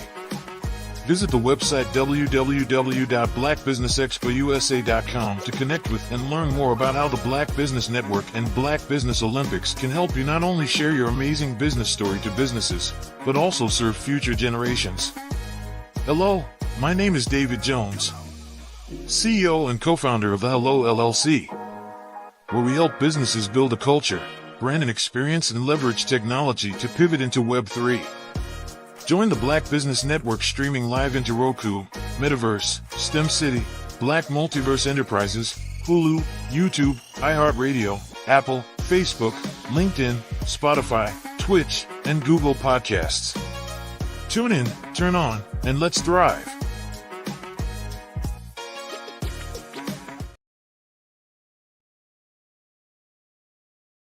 Hello, I am Dr. Eric Kelly III, the visionary strategist and founder of the Black Business Olympics. I invite you to showcase your Black-owned businesses on the Black Business Network global stage. The Black Business Olympics is a global Black Business Network platform that propels Black-owned businesses into the international spotlight. By showcasing your business on the Black Business Olympics platform, you can reach a worldwide audience of potential customers, partners, and investors. You can also establish yourself as a thought leader and expert in your field, attract lucrative partnerships, and more speaking engagements. In addition, the Black Business Olympics platform provides a valuable opportunity to connect and collaborate with like-minded entrepreneurs and business professionals from around the world. This can lead to new business opportunities, ideas, and relationships. Finally, by sharing your story and expertise on the Black Business Olympics platform, you can inspire and empower others. This is a powerful way to make a positive impact on the world and leave a lasting legacy. If you are a Black-owned business owner, I encourage you to seize the opportunity to showcase your business on the Black Business Olympics platform. It is a once-in-a-lifetime opportunity to make an indelible mark on the world. Be one of the 1,000 visionary entrepreneurs who are changing students' lives, shaping industries, and leaving an unforgettable legacy for their families. Unleash your voice on our global stage and watch your business thrive. Black Business Olympics is one of the largest Black business showcases in the history of Black business in the world. Yes, the entire world. Just give me a call today at 919-308-9090.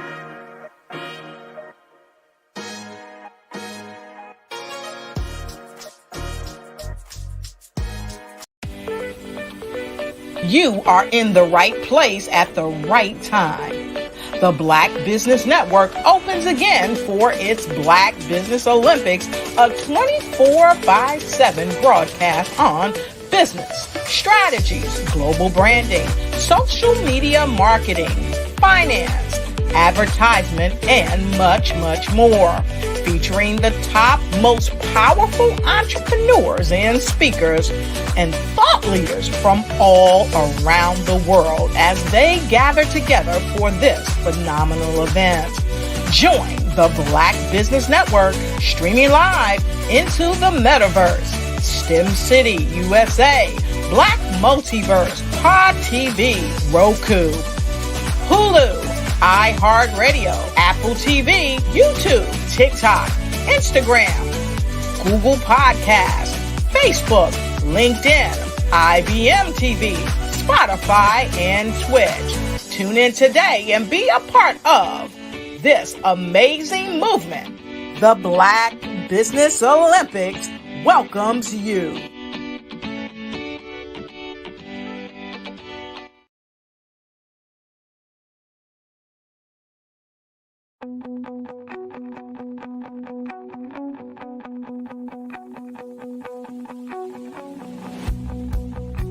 I am Black business.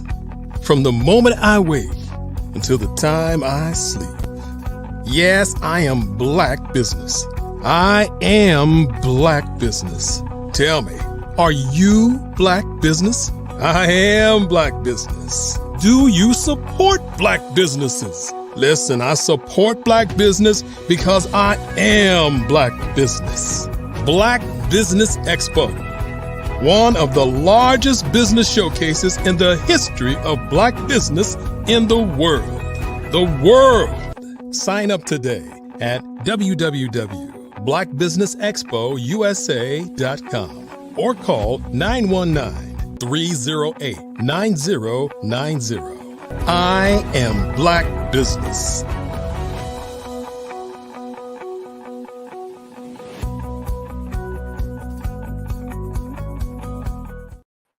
Good afternoon, and good afternoon, business owners, entrepreneurs, thought leaders, and corporations. Welcome to the Black Business Network. My name is Grant McGaw. I'm the CEO of 5-Star BDM and host of the award-winning Follow the Brand podcast and TV series. I'm your business moderator for this afternoon on the Black Business Network. The Black Business Network is a 24-hour business network showcasing Black businesses, business owners, entrepreneurs, and thought leaders worldwide. And we have had speakers all this week and this entire year, all the way from North Carolina, London, Singapore, Africa, Japan, and cities all over the United States. The Black Business Network is a global community sharing its business knowledge to empower, inspire, and educate businesses about business. And I'm going to have on the stage with me right now, we're going to have a fireside chat, Miss Felicia Ward. Now, Felicia Ward, if you're not familiar with her, she is a Fortune 100 marketing communication strategist. She's a member of Fortune BLK, that's Forbes BLK, board president of HR for You Inc., which is a phenomenal program, and the Amazon best-selling author of How to Break the Glass Ceiling and Still Keep It Nice. She has over 35 years of expertise as a trusted senior advisor.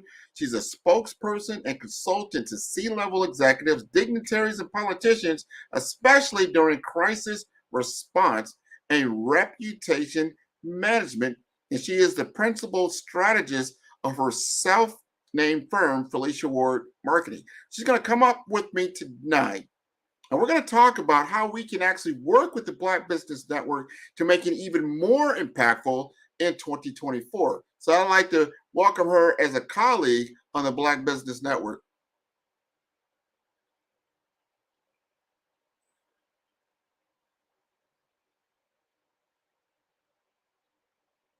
I think she's coming up here in momentarily.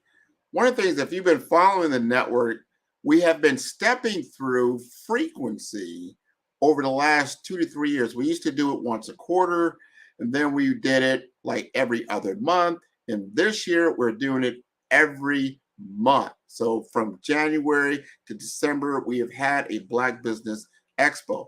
Going into next year, we're looking to do it twice a month, which is phenomenal because we're getting to a point where this will be a 24-hour network, constantly available to you to showcase Black business owners and entrepreneurs throughout the world that you can get content from. We're making this a knowledge bank.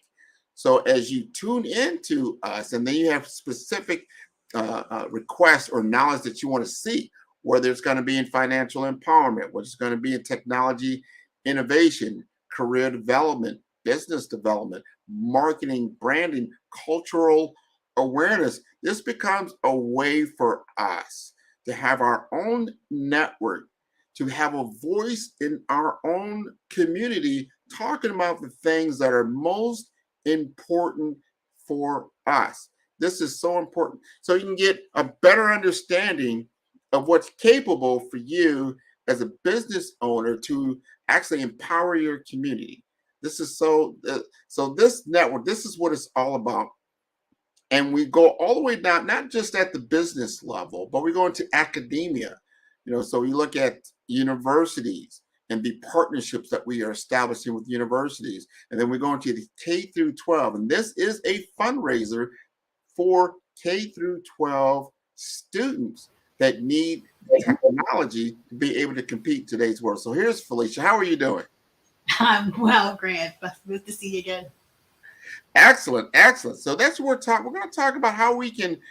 I just gave a brief history about the Black Business Network as far as our frequency, how we've been doing it now every month. We're going into 2024. We're looking to do it twice a month, which is even more, with our goal of being a 24-hour live network. This is going to be phenomenal. I want to get from your lens, and you've worked with a number of different organizations, and as you peer into the Black Business Network, some things that what, I would like to see these things happen in 2024 to make us even more impactful. Do you have any ideas along those lines?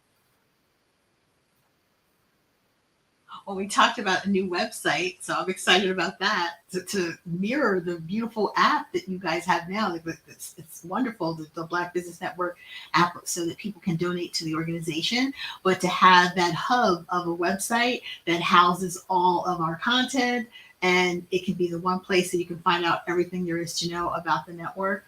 I also think I'm excited to possibly see a Meet the Author. So I'm sure there's so many different speakers who have books like I do that you could meet the author. You want to also meet the podcast speaker because it gives people a one-on-one opportunity to have what I call coffee chats to find out how did you get started. So you have a podcast, I have a book. There's different platforms that people can pursue and kind of have a one-on-one conversation or get some information on how do you get started to help expand the platforms within your business. Oh, that's wonderful. I'm glad you brought that up. I was just talking about that, having a knowledge center, right?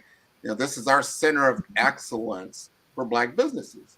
And you want to be able to go to that resource and easily find the information that you're looking for that resonates where you're at in your business. So how can you do that? Right now we have content out there on YouTube. I mean, there's a ton of YouTube videos on everywhere, but it's not classified in a certain way that you can tune in like, hey, you know what? I want to listen to Grant McGaw's podcast, to your point. Or I want to listen to Felicia's Ward. She's been on the show 4 or 5 times. I want to see her particular clips. So we're going to be able to do that going into 2024.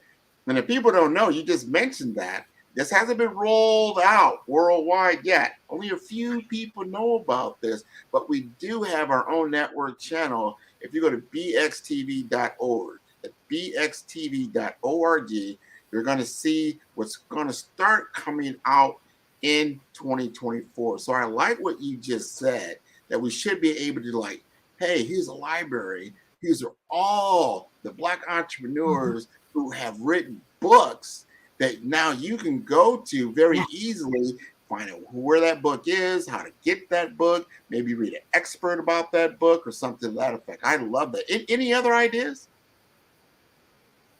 Gift certificates. So when Christmas time comes around, to purchase products and services from Black business owners. Purchase the person's book, give gift cards to your friends and family to purchase and support the authors of Black books, support the products and services of the business owners that participate in the network. So it's a great proliferation of information, but the products and services, it's a great way to support Black business. And what do we say? I am Black business. That's a perfect way to offer that as a great gift for the holidays or any other gift giving season. Graduations and things that come up to give someone, and even probably have many courses. I think that educational courses on how to get a grant or how to provide additional funding for your business, how to write the proper business plan, that people could take some courses and information on and speak to some of the speakers, but also be able to have some help in getting those things done and have templates for people to be able to purchase and some free resources. I think that would be great. Whoa. I think we got everybody talking about that. Yeah, I think that's wonderful. I know that the Black Business Network, the second week, right now you have week 1, and everybody's speaking. We have a lot of the speakers. Everybody comes out. There's a dedication for each day about what it's going to be about, whether it's marketing, it's about culture, it's about technology, those things. The second week will be dedicated to literacy. So that means those artists or those authors that are out there that have works, we're going to make sure that they're showcased, and we'll have people like me, like, on the podcast front out there as well. I think that's wonderful. This is a way to make it easily to access the type of content that you're looking for. I think this is going to be wonderful. Now, I know you're a marketing genius. I'm going to say that's your genius, right? You're a marketing genius. As you have perused and you look over how the network is put together, you mentioned that the website will be updated. That's one thing. What would you recommend for that website to make sure it has in its content to make sure that it's at a state-of-the-art level? Obviously, search engine optimization so that everything is searchable. That's one of the primary things, so that you can see what you're looking for and having those keywords on the page to know how people can search for things, find the information, and then to be able to have information on who participated. All these businesses, the list of the businesses, like a directory. I think a directory would be good, and then have the bios of people who've actually spoken, so that if I'm a person from a mainstream corporation and I'm looking for a speaker that's on AI, I could find your name and search not only by your business, but by the topics and your specialty and what you do in your niche. And then you're able to kind of zone in on who you'd like to see more information. And you can actually hear from the person, see the person speak, go to their site, see all of the information. So I think a business directory would be a great opportunity. And as I also said, free resources. People, you want to be able to have people come back to the website over and over again. So if you have resources like templates on how to write a business plan, how to find funding for your business, that would link you to other resources and things that are out there, how to get on sam.gov, how to find business contracts and government contracts for your state, so that we have some partners that you'd be able to list the another website link that would be considered to be the authority in that particular industry. So everything would become, as I said to Dr. Kelly, a one-stop shop. You want people to visit the website on an ongoing basis. So if we have events that are coming up, that they could see what the events are, like events calendar, and how to partner with us. I think that's really essential as well, is that a lot of people say, well, there's so much going on. I see the potential to do so many things, but I want to have a discussion first about what I do and how I can marry that with what you do. So partnerships, collaborations, those are all great chats to have with potential partners and to kind of bring them into the funnel. Oh, I love that. I love it. We've got to showcase. We've had phenomenal, literally phenomenal speakers just like yourself on the platform. And we've got to do enough to promote that. So like to your point, like someone's doing a search on Felicia Ward, it should come up in the Google feed that you are a featured speaker on the Black Business Network. Wow. And there's a link right there in the Google feed to your talk. It could be this talk right now, could be featured, right? And that's all doable. It's just a matter of making that a priority and getting Google, to your point, to be able, hey, when it scrolls through and it starts to see what the Black Business Network is about, it starts seeing all this wonderful content, it starts bringing it up to the forefront and putting it out there for people. Not just Google, there's Bing, there's other search engines that are out there, even in the social media world, your Facebook, your Instagrams, your TikToks, your LinkedIn, so that it starts to become a dominant brand in the market space in which it operates. Would you agree? Definitely. And just think, by it being a one-stop shop, most people are not going to be inclined to go to, they're already at the Black Business Network, to go from your site to my site, and how many other additional sites would they have to go to find your content or my content, when they can actually see your profile right there and see links to what it is that you do and to find the information. So you're doing all of the search work for them, and they're able to find everything that they need, which makes people come back, because then we become a trusted resources of information. And that's the goal, is to have people come back to us continually for things that are coming up. And then, of course, Black business news, anything that's happening in the news when it comes to Black businesses, when it comes to market research information about the power of spending within the Black community. I think that's also very powerful. I've done posts about that, about just people of color in general, by race and ethnicity. People don't really understand the total buying power of a group and how powerful that is, and how we spend our money. That's also really critical, so that there's data-driven information that's out there that you can use for your business that would be credible. Man, it's so important. $1.7 trillion, which is a lot of money, flows through just the Black community.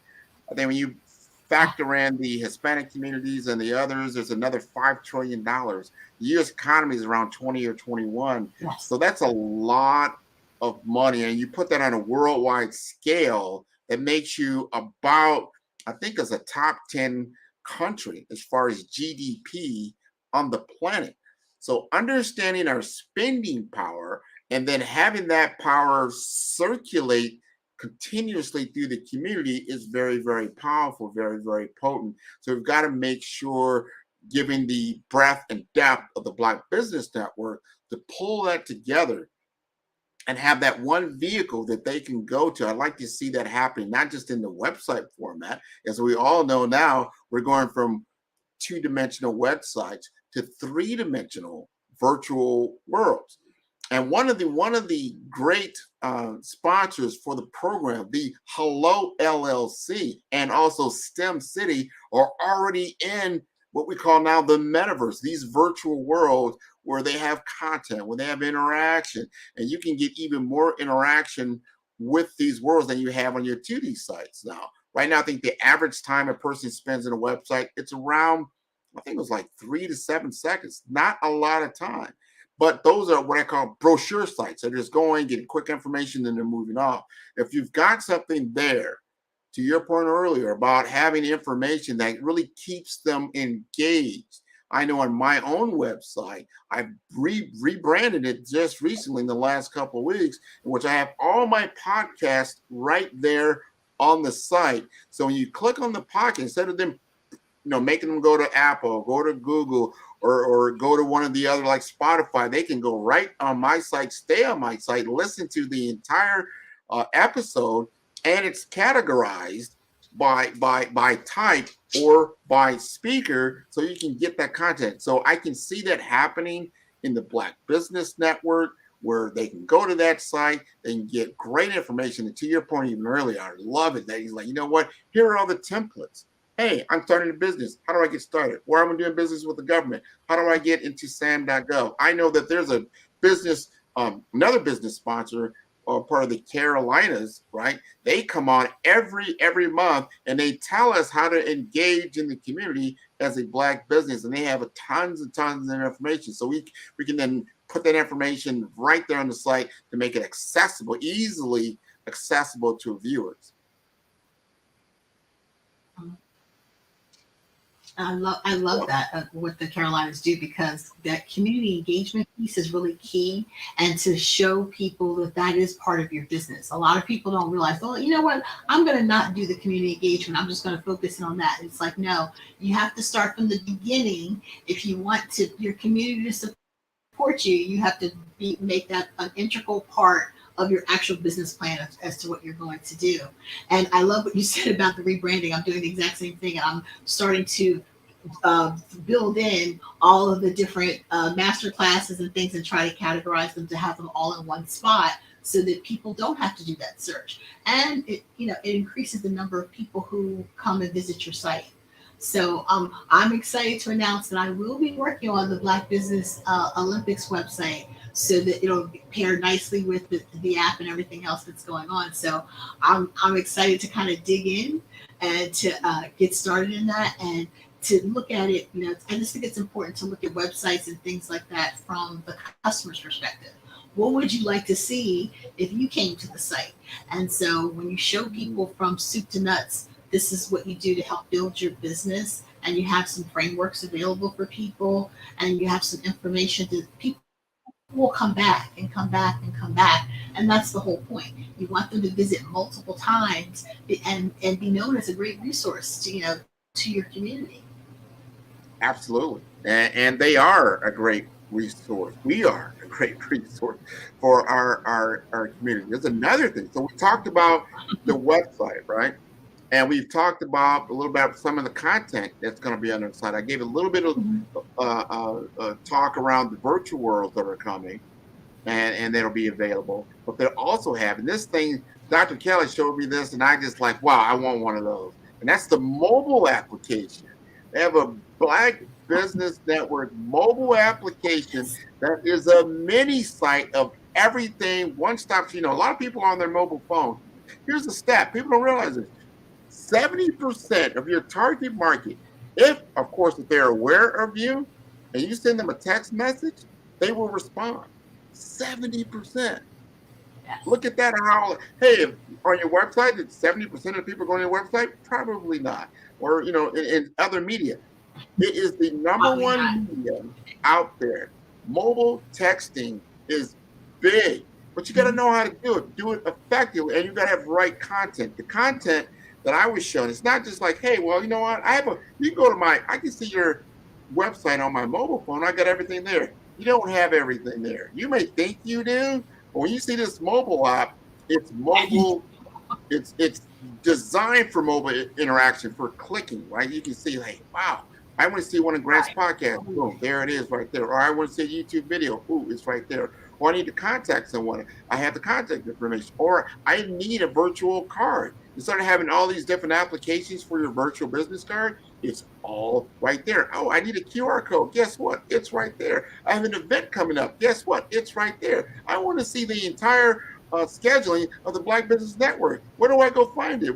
No, push a button. It's all right there. This mobile app is so powerful, I went and bought it the same day.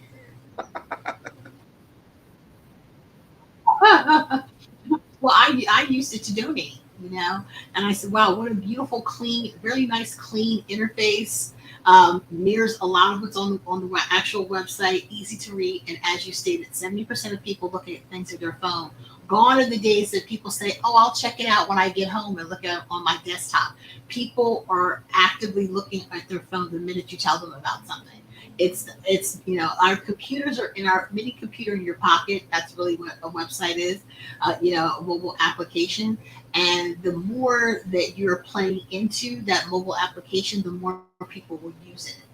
And the text messaging, that is what people prefer. A lot of people prefer the text messaging because you can either answer yes or no, you're telling them about a special, you're reminding them of a meeting or some upcoming event. They're more responsive to that because that is basically how people communicate nowadays, through text messaging. So email has a high, conversion rate as well. And of course you get to own those people's emails. But once you've established a relationship with someone and they've allowed you to have their phone number, as long as you don't abuse it, it has a high conversion rate as well. That people love seeing, giving them valuable information, and it's not as intrusive. 100%. Any kind of form of communication, just like if you were in front of somebody, there's certain etiquette that you have. You don't just go in someone's house and start running through all their cabinets and rooms and stuff like that. You won't do that, right? So think about that, like things that are natural. You don't just engage with somebody.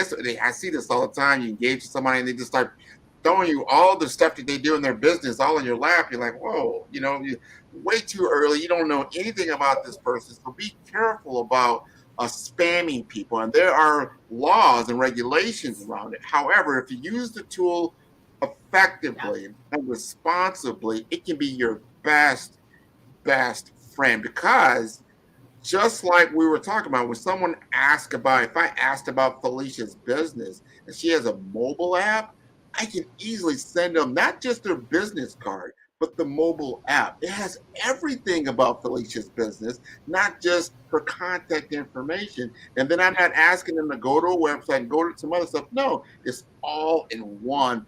And that's beautiful.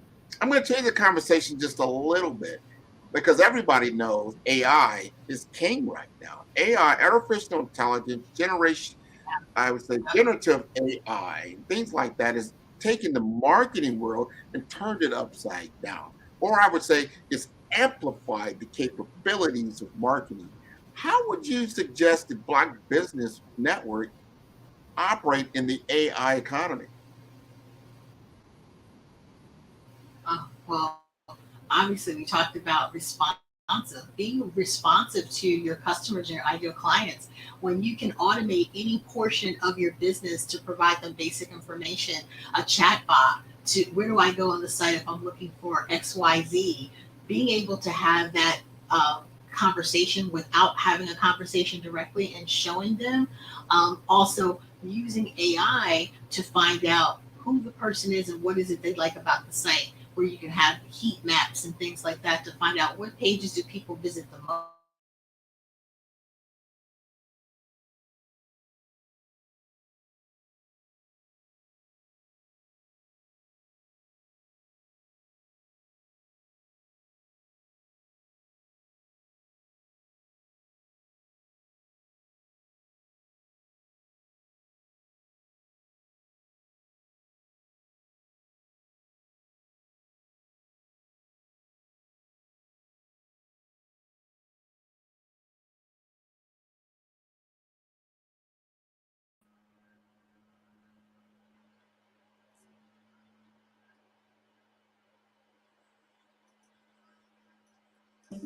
I can't hear her.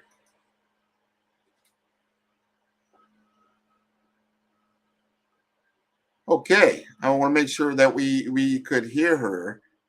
It seemed like we lost some audio for some odd reason. However, I wanted to clarify and make sure that the Olympic site that'll be on TV will be streaming, and that'll be for Black business only as a membership. So there will be a membership and a subscription in 2024 as a hub that it's not on there now. They're going to have their own CRM that's going to be a part of that. And these are some of the ways that they'll be able to utilize AI going forward. Email automation, that is so big in knowing how to market. And not just, it's one thing having the technology, but you have to have the correct messaging.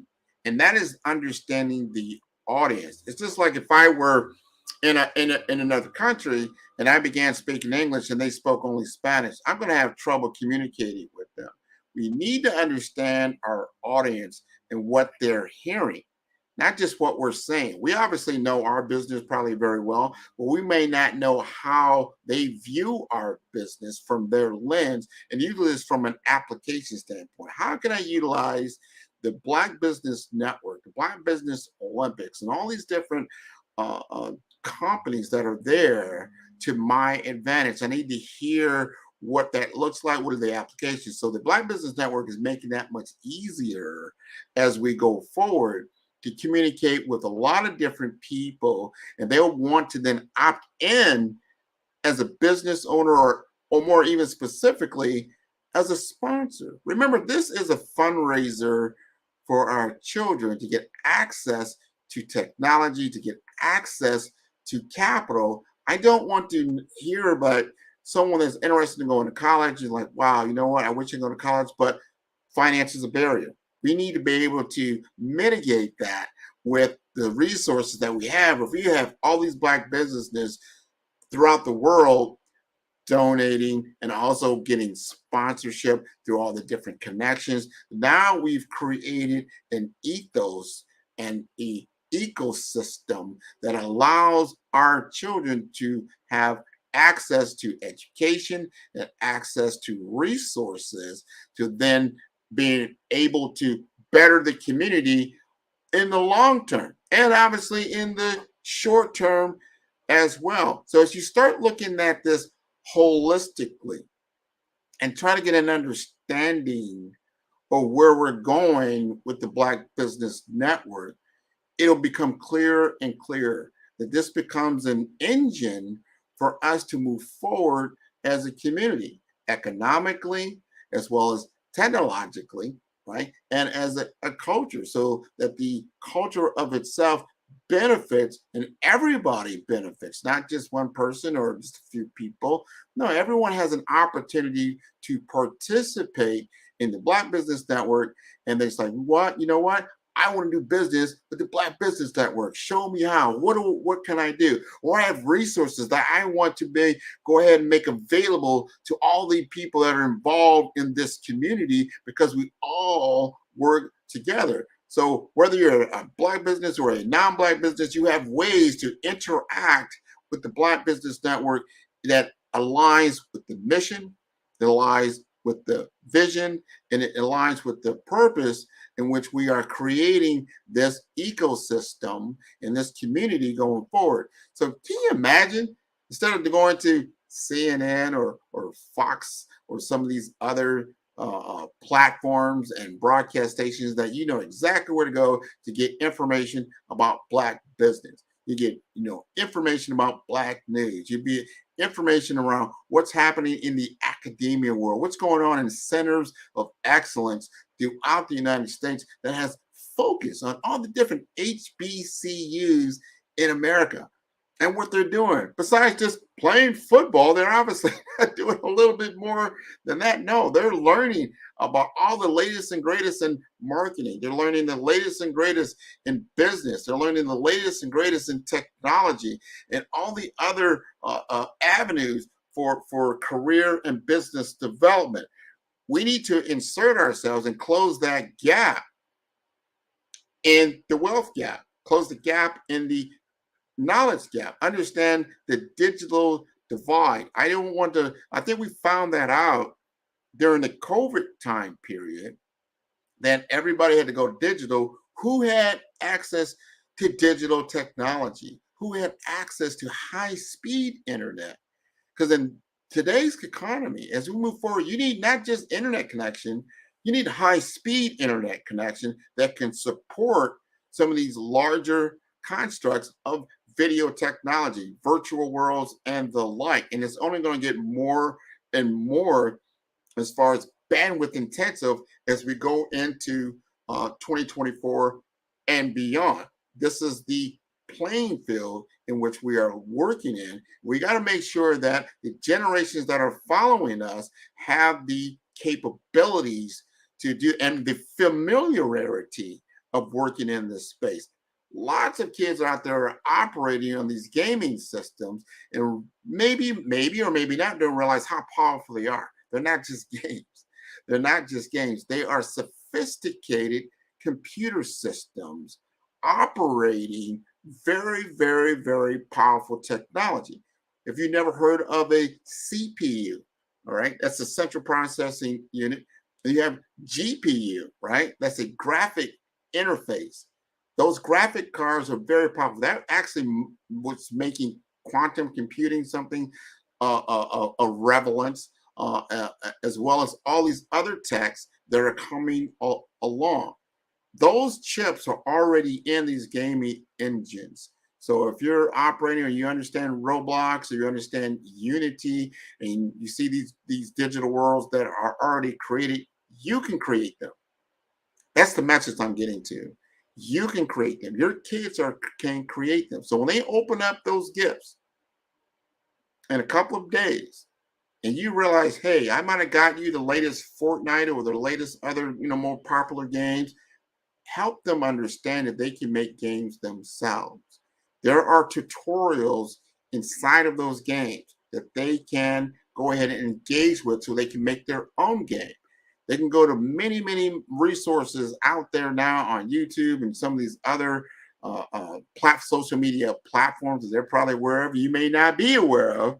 They can go out there and understand how to create these games and how to gamify.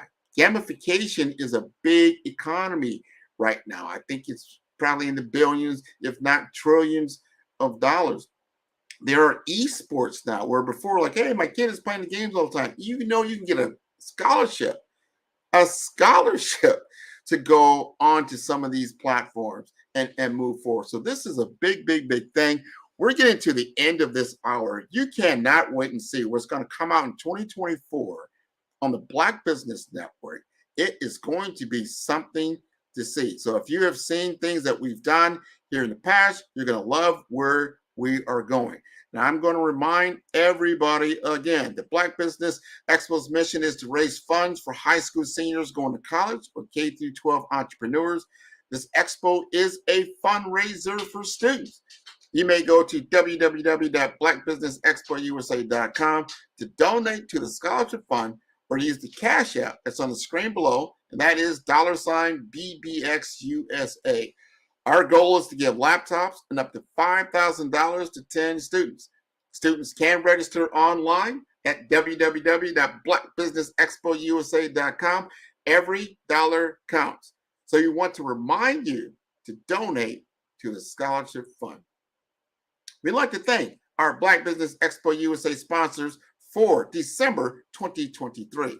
They include NC100, Moody Capital Partners, Suede Soul, Lotus Crochet Coaching and Training, the Hello LLC, Carolina, Virginia Minority Supplier Development Council, Step Management, 5-Star BDM, BHS and Associates, Margie McLean Foundation Incorporated, Genius is Common, Earth Essentials, Milani Shani Global, Executive Woman Success Institute, The Quality Coaching Company, Superwoman Business Services, Creative Force Studios, Lee Entertainment, Artistic App Design, Black Business Expo USA. Genius is Common. Now see you on the other side.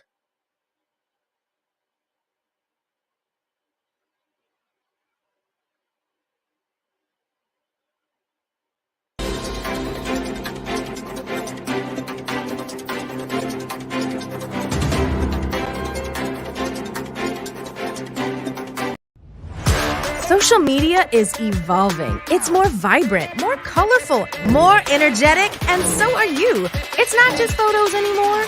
It's video, it's audio, it's subscriptions.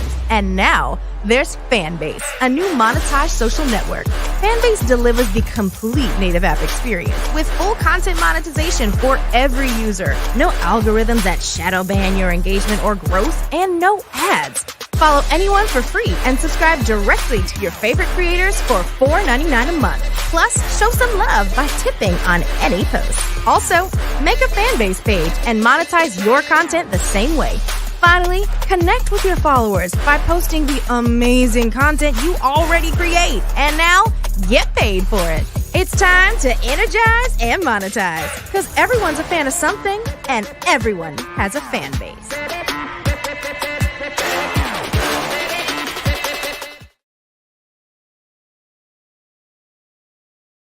Sometimes you got to hear the news from the Black perspective, and more specifically, Black publishers. And that's exactly why you have to download the Hey Tie app, the largest mobile app delivering breaking news, videos, and podcasts from 200 of your favorite Black publishers. Yes, 200 Black publishers delivering news as it happens, literally all in one app. Go to HAYTI.com or download the app in the Google Play Store or Apple App Store. It's completely free, along with information that you can trust, so go check them out.